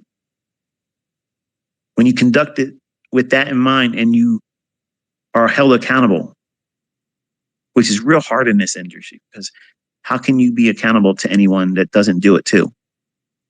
It's not like you can go to your spouse, your boyfriend, girlfriend, a family member, your coworkers, and say, hey, here's what I'm doing. And I want to show you what I'm doing. And when I'm wrong, I want you to be able to say, are you following the model? They want those opportunities. They want to be able to say, I told you it wasn't going to work. So you're not going to be comfortable and honest. And your spouse isn't going to see it. They're not going to see it. They're not going to believe it. They're not going to be behind you because they've never seen this before. You haven't seen it before. You brought nothing for them to feel confident about what it is they should trust. There's no evidence that what you're doing is a worthwhile investment and you're trying to risk money. It seems like gambling. It seems like nothing more than going to a casino. So they're not going to support you. They're not going to be a means of holding you accountable in a realistic manner without being too judgmental. So you have to do it. You own all this responsibility. You're the CEO. You're the CFO. You're the manager. You're the employee. You're the HR department. You're all of it. And when you fail, you failed. Not the model. Not the broker did it to me. You did. You did. When I lost my accounts, it was every bit of my responsibility. At the time, I was looking for every possible way where I can justify it somebody else's fault. Because I was angry. And I was angry and ignorant at the same time. And that's a terrible combination, especially today where we have access to people's time, their eyes, reading tweets and bullshit that's posted directly to them because they wouldn't say that shit if it was in front of them. People have bravery today because they're separated by thousands of miles. And they think anonymity protects them. But that same kind of shit wouldn't fly in the streets.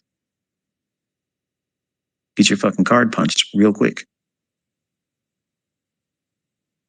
But you invite social media. You invite toxicity. And all of those effects you're inviting at the time of your trade. You don't realize you're doing it, but you are, because you're in a hurry to have something to be able to share and champion online.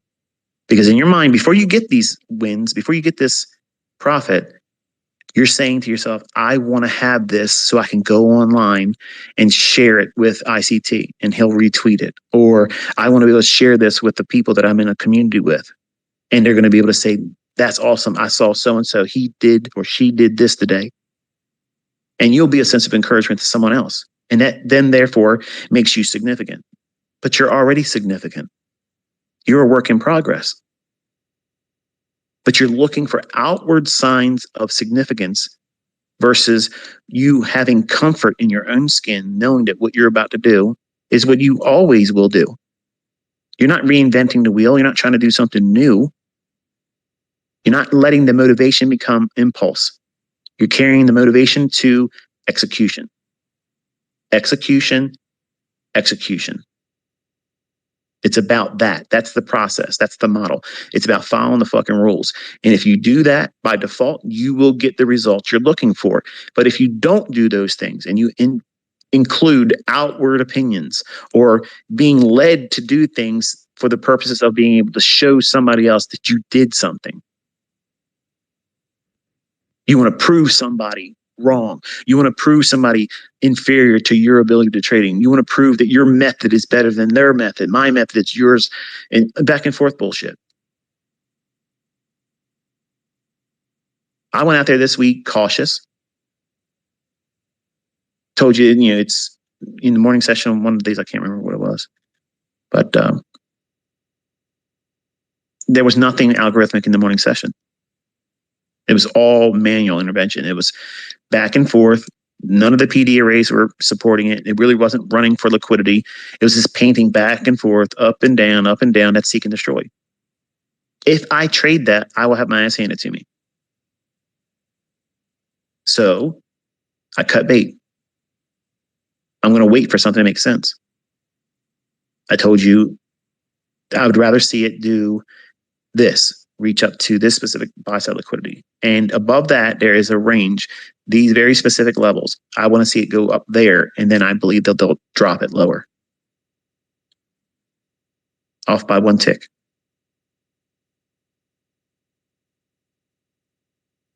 Yesterday, beautiful execution. Beautiful execution. But it's in a week where what I just described and explained to you, this is the number one reason why, okay?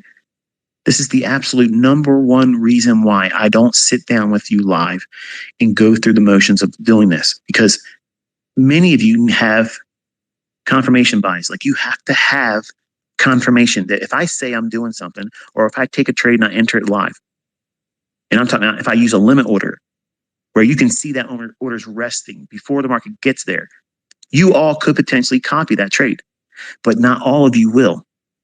Some of you are going to be, well, a little skeptical, not in the sense that I might not be able to do it right, but you need, because you're going to be risking your own money. That's exactly what you want to do. You want to be able to copy what I'm doing. And the ones that won't take the actual orders, you're going to wait and see if it starts moving in the direction I think it's going to be. So my order would be filled. I'm already in profit. It's running towards my target. Then you would do what I'm explaining here. The motivation for you to want to take the trade, now you become impulsive and you'll chase it. And what'll happen, this is exactly what the fuck happened on Internet Relay Chat back in 2000 and 2001. Where I was hosting a chat room. I was literally calling the S&P. I was telling everybody what my orders were, where my stop were, where my target was. I was doing that. And I had people saying, I lost fucking money following you today because this, this, and this. Okay, show me your fills.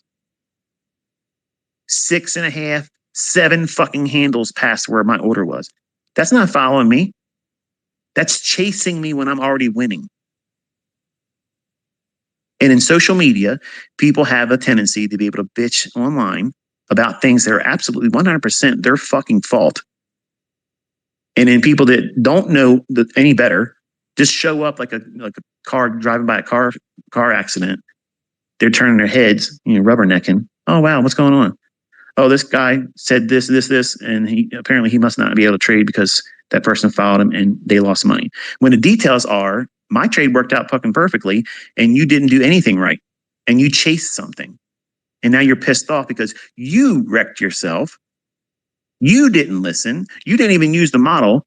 You just chased something. You think, okay, it's finally proven to me that it's going to keep moving. And then you got sucked into the drawdown. That's natural. It didn't reverse. But you can't handle it because you don't know how to trade and you didn't do anything in the model. You're just impulsively chasing price. And because human nature being what it is, you, like anyone else with a weak mind, would say, well, it's not my responsibility. I didn't lose money. You caused me to lose money. When I didn't push the fucking button, bitch. You did. You did that. And I have students in my mentorship that in every intake, some of them tried to do that shit. And I said, show me where I told you the entry pattern was. Where was the entry price on it? Where was the stop loss at that you employed? Where did you hear me say that? Didn't happen. But it went to where I said it was going to go. You are to study which one of these PD arrays do you see continuously occurring. Whenever I point to something in the price delivery, this is where I think it's going to go. And it runs there. When you observe and you study price action, what are you seeing? Because not everybody's going to see a fair value gap. Not everybody's going to see a mitigation block. Nobody's going to see, no, not everybody, but everybody isn't going to see a breaker. The one that jumps off at you, that you're just able to see right away, real quick and easy, that's the one you start with. Because you're all going to learn from that one foundation how you can apply every PD array after that. But you got to get good at one of them. How's that possible? Because you're all doing the same damn thing. The market's going to go to liquidity or inefficiency. And you have to have experience working towards getting that goal as a skill set that you can lean on. If I'm 100% confident that I know which side it's going to go for, buy side or sell side, whether it be in the form of inefficiency or actual liquidity below or above highs, whichever those two instances are, whatever I settle in on and I'm confident with it, when I show you my pyramids, when I'm building up a position, I'm literally trading every fucking PD array that's forming from the time I get in the trade until it gets to 50% of the range that I'm expected to see pan out. Then I can't do any more pyramid entries. But I'm literally trading every fucking PD array just to prove and stick it in the asses of everybody there that doubts this stuff ain't really there. I do that. And any one of those pyramid entries could be your unique entry model. It's not selling the idea that that's better than the other ones that I've taken. Any one of those can be what you're looking for, but does it resonate with you? And what happens is when I do this, you all want to just go out and say, I want to be able to do that. I want to do 8 entries and capture this big run up, full pull. That's what I mean when I say I'm not the best mentor, because I don't always have the best way of teaching. The methodology that I'm trying to employ, teaching a concept, many times gets lost in translation. And that's why sometimes you'll say something to me that otherwise, it's a really nice opinion of me. It might be, a high remark, but I won't like it because you got something from something that I wasn't really aiming for. And I don't want to encourage you to see something that really wasn't my intention at all. So it's a very difficult thing for me to be a teacher doing this, because it brings with it. I mean, if you were all honest and you were 100% responsible, I would want nothing more to be able to sit out here and say, okay, this is what we're going to do. But you see people out there talking bullshit now. They're talking bullshit. I'm out here proving it every fucking week, and they're making up shit. It's laughable. It's literally laughable. But that's human nature. And things are getting tightly wound up, and people are getting really emotional. They're lashing out, and they want every opportunity to find an outlet. Let me plug into whatever's available so that I can release my hostility. I'm not going to be that for you. You're a fucking failure because you're a fucking failure. When I failed, it was my fault. When I succeeded, it was because I stopped thinking like a dumbass. Stop doing dumb shit.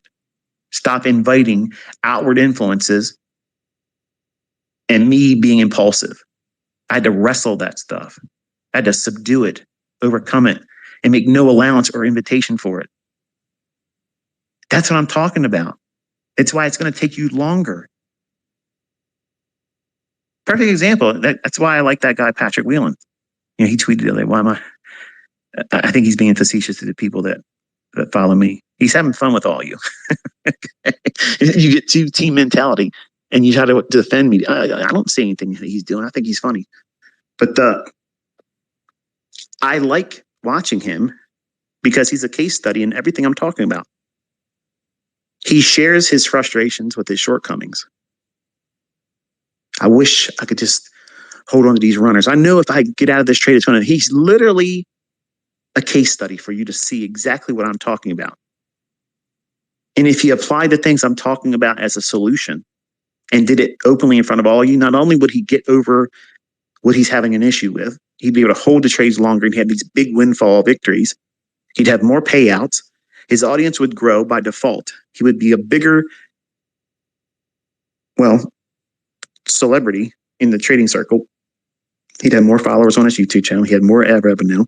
People would probably be more inclined to buy whatever he's selling.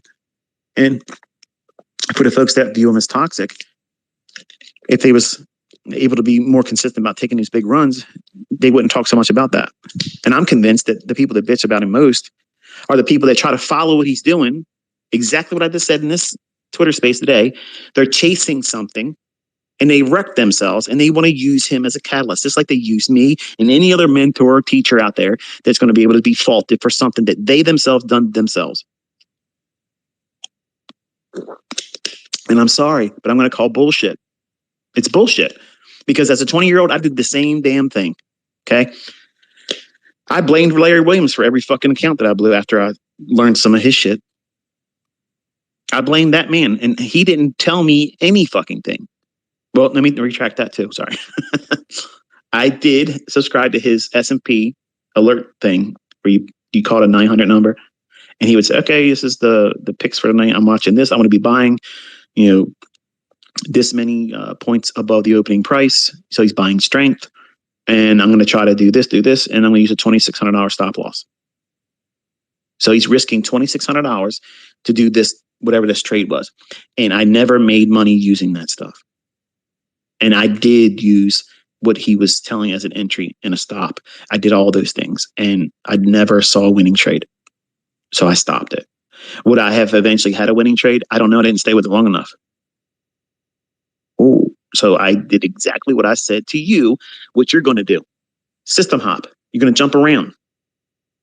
So he may have had some stellar wins, but I wasn't willing to stick with it longer than a week and a half because I had to pay for that stuff. So if I got to pay for it and it's not making me money, why am I going to keep doing it, right? So here, I've removed every excuse for you. I've taught for free, openly, publicly. I've literally laid my mentorship in your fucking hands and said, shoot holes through it. See if it doesn't work. People that have done it, guess what? They're fucking making real money. Some of them are making more money than you make in a year in withdrawals. I have students that are just about to cross over to the real 1 millionaire status. How many mentors out there are doing that? How many mentors have you seen make millionaires with trading? For fucking free. For free. For free. There's none of them out there. None of them. You're listening to them. And that's why everybody fucking hates me that sells something, because I'm tearing down their shit. I'm not actively trying to do it. I'm not trying to victimize any one of you, but the industry needs this. I'm a fucking enema, and I'm flushing all the bullshit out of this place. I'm the one doing it. Nobody's doing it with me. I'm the one that came here with the cure. I came here with honesty. I told you when I first learned how to do this shit, I was fucking clueless. I changed and contorted everything. I abandoned this, abandoned that, and I had it in year 3, almost 3.5 years. I had it. But I tweaked and messed around with it for another year or 2 years, going on 6 year. That's when I knew what I was looking for. So it's not easy to find yourself. And some of you may hear that and think, man, I'm not doing this for 6 years. I need to work right now. You're going to fucking fail. You just said, I have to do this for 6 years or I'm never going to be able to make money. No, I'm saying with that mindset, you're going to fail. Because I subscribe to the idea wherever I got to go in this, as long as I arrive in 20 years, I'm good. I'm good. I'm good. If I'm there in 20 years where I don't have to have a job, I'm a success. So I made a lot of room for taking a lot of time, making mistakes, learning a lot about shit that I thought I was going to learn real quickly, but discovered I was on the right track by like having a broader horizon for me getting to what would be considered success.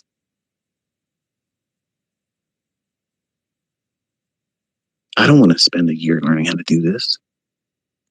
Ain't no way I would do 6 years and not be able to find consistently profitable. No way, no way. Can't do it. But you'd be willing to go to college for 4 years with no guarantee of a job and go into $100,000 of fucking debt. You're willing to go through some kind of trade school bullshit program with no guarantee that you're going to be able to make a living doing that job or be good enough to be gainfully employed just because you got a certificate. Nothing's guaranteed, folks. So it's easy to talk yourself out of this. And if you allow your friends and your family and influences and social media to pattern what it is that you should have and subscribe to as a mindset, you're fucked. I felt that. I went through that at 20 years old.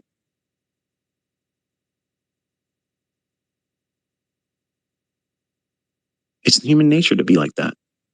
But you're running your own company here. Some of you are just about to start your own enterprise, your own business, your own empire. And you're letting the fucking opinions of maggots and shitholes tell you what you're going to be doing to be successful. And they're living in their mother's fucking basement. They just graduated high school 2 years ago. And you're letting their opinion about you and what you should be doing. You're listening to that.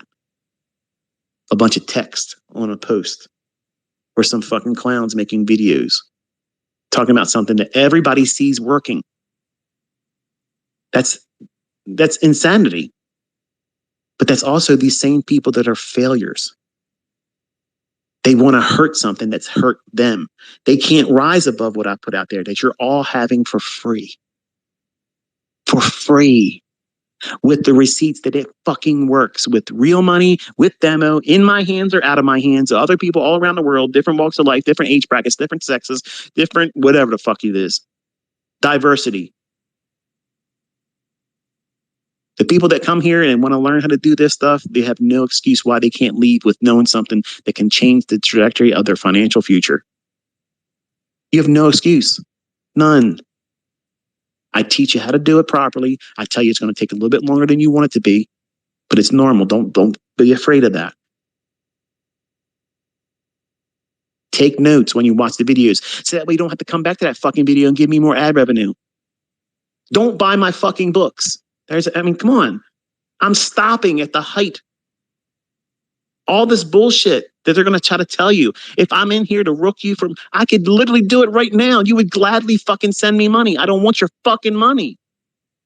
You worry about all the wrong shit and just listen.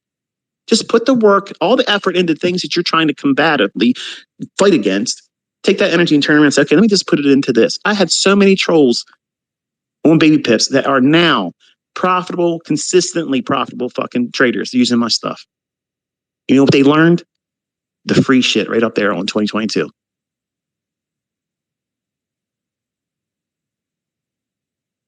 I was one of the guys on Baby Pips that talk shit about you, man, but I gotta be honest with you. What you just showed, I was wrong.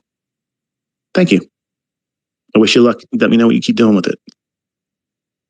I'm not here to be the villain. I'm not here to hurt anybody. If you sell something, if you sell education, if you're selling signals, how's it going to hurt you if you use the information I'm making available for free and it makes you better? And then your customers don't even need to know. They don't even need to know that you used my shit. I'm looking out for your customers more than you are. But you're not going to undermine anything I've already done. It's already done. It's already done. It's already in motion. People already have it in their hands. They can't forget what's already been taught. And they can fucking make money with it. There's nothing anybody can do. Nothing. All that drama, all that fucking wasted energy. Look around, man. Shit's getting fucking hard. And you got time to be doing this dumb shit? Arm wrestling somebody else? Trying to get me to fucking trade in your fake fucking brokerage account? Get the fuck out of here, man. Get out of here. Trade in a real fucking account where it's third party audited by the Commodity Futures Trading Commission. Then people will take what you're saying with a little bit more weight. White label fucking brokers is bullshit. Watching people lose $90,000 in a minute or two and they ain't got no issue at all. That's how you know it's fucking demo. If they're smiling about it, it's fucking fake. Okay, it's fake. If I'm dropping 90 grand, I'm gonna feel that. I'm gonna feel it. I'm not gonna be sitting there staring into the fucking webcam like, oh yeah, there's something here. Yeah, it's horseshit. That's fucking bullshit. But hey, everybody's got their own fucking way of getting their audience. But I want you to understand something. The greatest testimony that I don't need to fleece anybody is me leaving at the highest point. I'm not going to sell you nothing. I'm not telling you to buy my books. I'm only writing them so that way my stuff is in print correctly.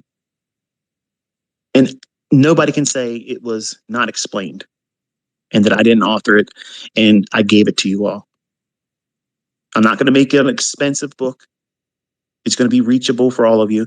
And I know that the ones that are out there with low income conditions, they're all going to go out there and they're going to fucking scan it and they're going to share it on Telegram and you're all going to get it for fucking free. So I'm not doing it for money. I don't give a fuck about that. You're all waiting for that to happen because you're going to sell $5 editions of it. Once they're in print, I'll fucking put them on my fucking website for free. I just want them with the ISBN number. It's mine. It's printed. I don't need your fucking money. I'm not in need of you paying my fucking bills. I'm not in this for clout. I'm not in here to be worshipped. I'm leaving the king. I'm stepping off this fucking throne. Nobody dethroned me. No one pushing me off of social media. I fucking am leaving. Because I need to. My family is requiring me to do this. But none of you have an excuse. You have no justification or any real reason why you can't take this information and make money with it. It's costing you nothing. And everything that everybody's ever fucking said about me, I've proven is total fucking bullshit. Ask anybody right now that is selling shit or trying to grow their audience and have a little fucking check mark on fucking Twitter. Count how many people are in my audience right now listening to this Twitter space with a fucking check mark. I don't have no check mark. I'm not trying to make money off of engagements. My videos are monetized because if I didn't have them monetized, YouTube would be getting fucking $60,000 a fucking month in their pocket. And for what? I'm not in there to make them fucking money.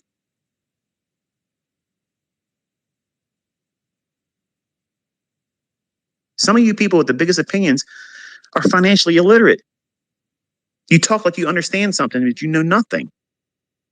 Ask these people that are trying to sell their bullshit, their Mickey Mouse programs, their mentorships. Ask them when they're going to stop. Ask them. They're going to ban you. They're going to block you. I'm the ticket right now. I'm it. And I'm leaving because I want to go back to my regular life. Because I don't need this. I don't need to be doing this. In 4 or 5, like 4 or 5 weeks or so, what's it, 28 days? I will have accomplished what I set out for. That's it. My wife's made an allowance for, I can do something once a week. And to be quite honest with you, I don't know how I'm going to do that. And I might not do it for a while. But I'm not going to be engaging on Twitter. All my videos will stay up. All the tweets will be here. No editing. Nothing. It'll be just like I left it.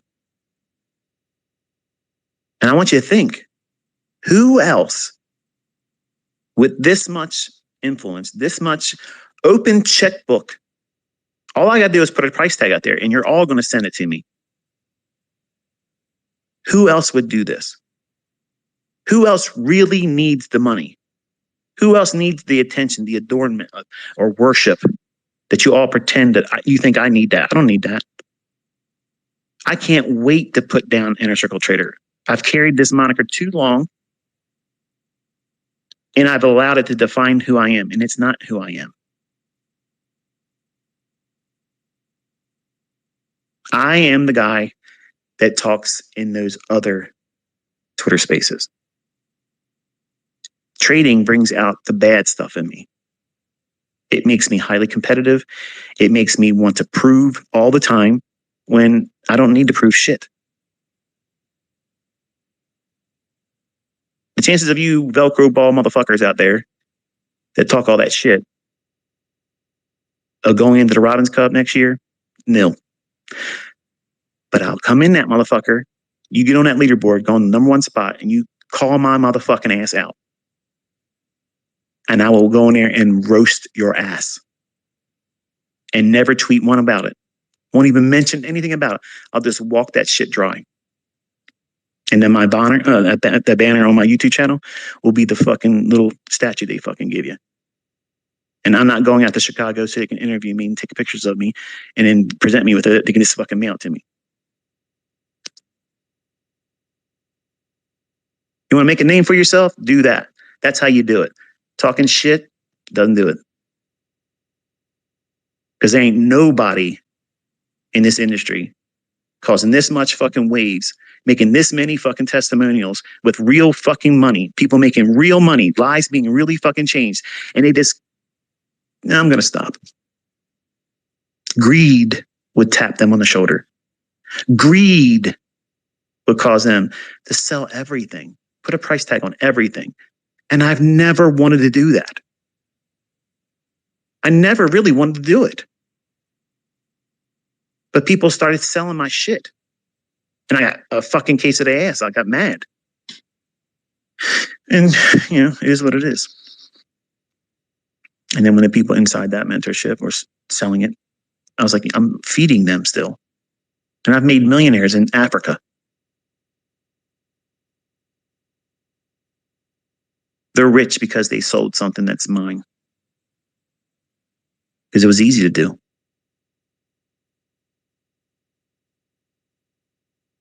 And it takes away from the joy of having shared it when someone else has prostituted it, when it was never given for the purpose of selling it. And worse, not even crediting me. So I'm not going to be regretting November 12th, waking up that morning, knowing that I made my last post at 11:59 Eastern time on Twitter. I'm not going to regret that. And there's going to be people years from now, months from now, they're going to bullshit and say, this is what took place. They ran him off of Twitter. Like they said, they ran me off of Baby Pips. They didn't run me off of fucking Baby Pips. Baby Pips would love me to fucking come back over there. They would love me to fucking go back over there. No, they didn't run me off of shit. I took my shit down because one moderator over there falsely accused me because they said my ISP address was associated to some other account over there. I have one fucking account. One. Look how many people try to pretend to be me here. I've had my computers hacked. My Instagram I just created, they hacked that and started directly messaging. As soon as someone follows you and they have my name or my moniker, that's not me. I follow nobody. None of you know what the fuck you're doing as far as I'm concerned. So I'm not following you. If I watch you, it's because there's a reason why. I'm using you for sentiment, or I like you as a person. I want to watch to see you grow. But I'm not learning from anybody online about trading. But they started selling, trying to get people to buy their masterclass. Get the fuck out of here, masterclass. And then people were reporting it and they shut it down. And I tried just to pull up somebody's link that they shared. Hey, have you seen this before? And it was a weight training Instagram account. So I was going there for a trading. And I realized I couldn't sign on. It says your account's been locked due to community guidelines. Pretend to be somebody else. How the fuck am I going to be pretend to be somebody else when it's me? I had the link on my YouTube channel proving it's me. But someone hacked it and started pretending that I'm selling something. When the first tweet, look at my tweet that's pinned on my Twitter profile. I'm not selling you anything. I'm not charging you anything. There's not going to be this return, in 2025, ICT ran out of fucking money, Astro Effects style. No, I'm not doing any kind of fucking bullshit like that. I'm done. I'm done. But I want to be able to come back into the community and just visit as just Michael, not inner circle trader, not trying to be better than the next guy or, talk some shit about somebody else's stuff. I don't care. That's not what I'm here for. I don't want that. And I just think that, I've shared enough and turned enough people into profitable students that are able to do this independently because Understand this. Everybody that has these withdrawals in their live account and or funded accounts and have been interviewed, and you see them proving it with receipts, I'm extremely proud of them. I don't care what the denomination is, how much you pulled out. If you're doing it and you learn from me, I'm so proud of that. Because you did it on your own. I didn't tell you when to get in. I didn't tell you when to close a trade. And anybody on the outside looking in, they have to deal with that because it's transferred knowledge. You learned. And now you're independent now. We don't have a symbiotic relationship. And I'm proving it when I cut it off. Some of you are scared, like, I'm not going to be motivated. This is what's going to have you turn back to yourself to be motivating yourself. I've talked enough about this in Twitter Spaces, and people have put it on YouTube. Go find them. My whole core content, I'm teaching you things that's going to be impactful. Not just about the source material that I'm talking about in the discussion, but relating things that's going to come up using that information. You want to learn that stuff. That's the stuff that matters more. They're the answers to the questions that you have not come up against yet. But because you're too new, and most of you that are young and male, you're too fucking stupid to know better. You don't know that you're going to end up in that situation. But I've already gave you the solution. I've already gave you the coping mechanism to replace that thought process with something more appropriate that eliminates that problem. But for the folks that are smart enough to know that I'm giving you the answers before I ask you the questions, before the market demands an answer to that question from you personally, it's advantageous for you to consider how you might react in those circumstances. But as a 20-year-old, I didn't think like that. And you're not thinking like that now either. So you have to take what I'm sharing and weigh it out. It's not filler. These things right here, I'm talking to you on a fucking Saturday, they're not monetized. I'm not making anything out of this. Nothing. Other people are monetizing them on their YouTube channel, and I don't give a fuck. I'm telling you what it is that you need to know. I'm guiding you. I'm teaching you from real world experience where I've hurt myself financially. I've taken accounts to zero, not doing the things I'm telling you. This is what I learned not to do anymore. And this is what I changed my perspective and what I learned from this experience. So that way you don't have to go through it. Why would you want to shun something like that away? Like, why would you want to discount that? That's value. That's wisdom that's costing you nothing. And just because you haven't experienced these circumstances yet, you will. And if you don't know how to deal with it, you're going to wreck yourself or talk yourself completely out of it. And you'll stay working at Jiffy fucking Lube, changing oil and maybe looking for a different job at Walmart, months later. Doing routine, mundane little bullshit ton of jobs, never really amounting to anything and always in lack.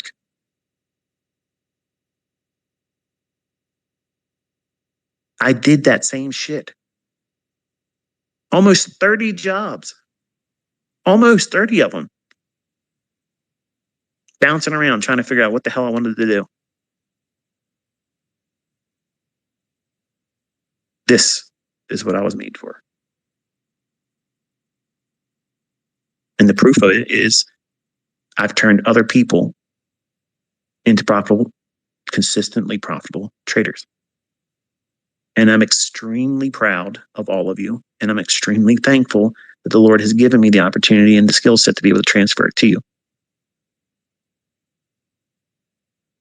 And while I'm at this peak, to cancel any final argument about it, it's perfect timing. Because if it was in it for me to market something, sell something to you, do the math. I can do it easily. And you wouldn't even think bad about it because I've said in the past, I'm never going to do mentorship. If I said I'm starting one right now, you'd forget I said that. You're like, I'm glad he's doing it. Here's my money. Teach me. Show me. But there isn't any of that coming. I don't want to deal with that anymore. I don't need money. I don't need you to tell me I'm good or my stuff works. I'm convinced of it already. I don't need that. I want you to use it and feel confident using it, and then share with me what you're doing with it. That's all. And if you're writing books about my stuff, just credit me. Don't be like Jonathan Flood, fucking bullshit artist, plagiarized and then falsely attributed everything that he talked about in that book. That was my mentorship. And when I caught his ass out, he quit. And his middle finger to me was to write that book. That's why I'm in his reviews telling everybody that's bullshit. Go to my YouTube channel, you'll see it. That's a clown. That's an asshole clout chaser. They're going to be writing books about what I've taught forever now.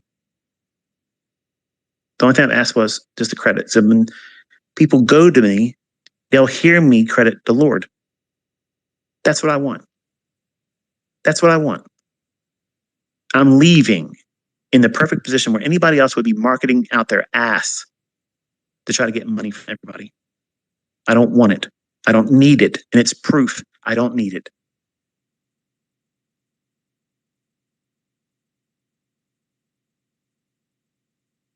I can't wait to not refer to myself as 3 letters anymore. I can't wait until I'm not the person everybody's bringing up all the time. I can't wait. It's uncomfortable. I like this medium because I'm talking in a setting where I'm constantly reminded I'm in the room by myself. I'm introverted. I'm not a person that would be all that outward. You come fucking with me, I'm going to stomp your fucking ass. But normally, I'm not going to be very forthcoming. I'm going to be reserved. I'm going to be the person that talks the least in the room. But we're talking about something I feel I have a little bit of authority in. I have experience that some people don't have. I have insight that nobody else has. And I have the largest student base now that are bringing the receipts, proving it works. And they have the respect and consideration and character to be able to say thank you appropriately. That's awesome. That's awesome. I mean, those things are treasures to me. Every single time you guys share what you've done and your results, I screenshot them. I screenshot them and I email them myself. I have a scrapbook of that stuff. And I've literally, in tears of appreciation and joy, the people that have done face videos, and they made it private. Some people have done it publicly. But they gave them their own testimony of what they did with the information and how it impacted them and what they're able to do now.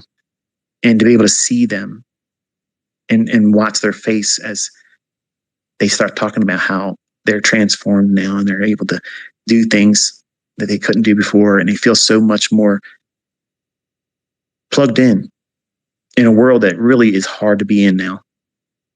They feel accomplished. They feel like they're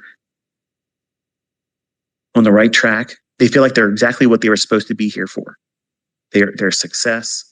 They don't have any doubts about what they're doing and it's going to fail in the future. What happens if this stops working? They don't think that way. And to watch their face light up and their eyes really come to life when they start talking about how it feels for them now. That's overwhelming for me. And that's a treasure for me. That beats any amount of money that any of you would ever be able to send to me, because I changed that person's life. And now they're convinced that they're absolutely going to be able to go forward with that skill set. Doesn't mean they're going to not have losing trades. It just means that they're confident that they have a skill set, like riding a bike. I haven't been on a bike in a couple months now, but I'm quite fucking certain that I can get on that bike and ride it. It's a skill set that I have. Now, can I do all the BMX tricks and shit like I did when I was a teenager? Hell no, I'm not even going to try it. Blow a hip out, right? But to see individuals literally show their hearts and their appreciation, and they don't have to. I get lots of emails I have never been able to get to because there's so many of you. I got letters. I got boxes of letters literally that I don't have time to open up. Packages, you don't need to send me gifts and stuff like that. I know you have my address, and if you've been waiting for November to come and you're going to send me some stuff, please, you don't need to do that. I literally am running out of space, and I don't want to be running storage places just to store shit that people are sending to me. Okay, just tell me thank you. Give me a video that you made private on YouTube, and just tell me what you want to say. Because believe me, I watch all of that. I watch it, and I'll comment. You'll see that I saw it, and I'm just very appreciative of it. And my wife and I are very blessed to be able to see the impact that the Lord's allowed me to have in other people's lives. And I'm very, very honored to be called your mentor. And it's been my pleasure. It's been my honor. I've had so much fun doing it. And I'm anxious to see who comes after me. That's what my interest is in, because it's going to be one of you. It's going to be one of my students is going to come up, and they're going to be the next person that everybody looks to. And it's my hope that they conduct themselves with character, not arrogance, and does it better than I did. So I'm not sure if you got anything out of this one today, but I feel clean. I'm going to enjoy the rest of the day today. Until I'll talk to you next time. Be safe.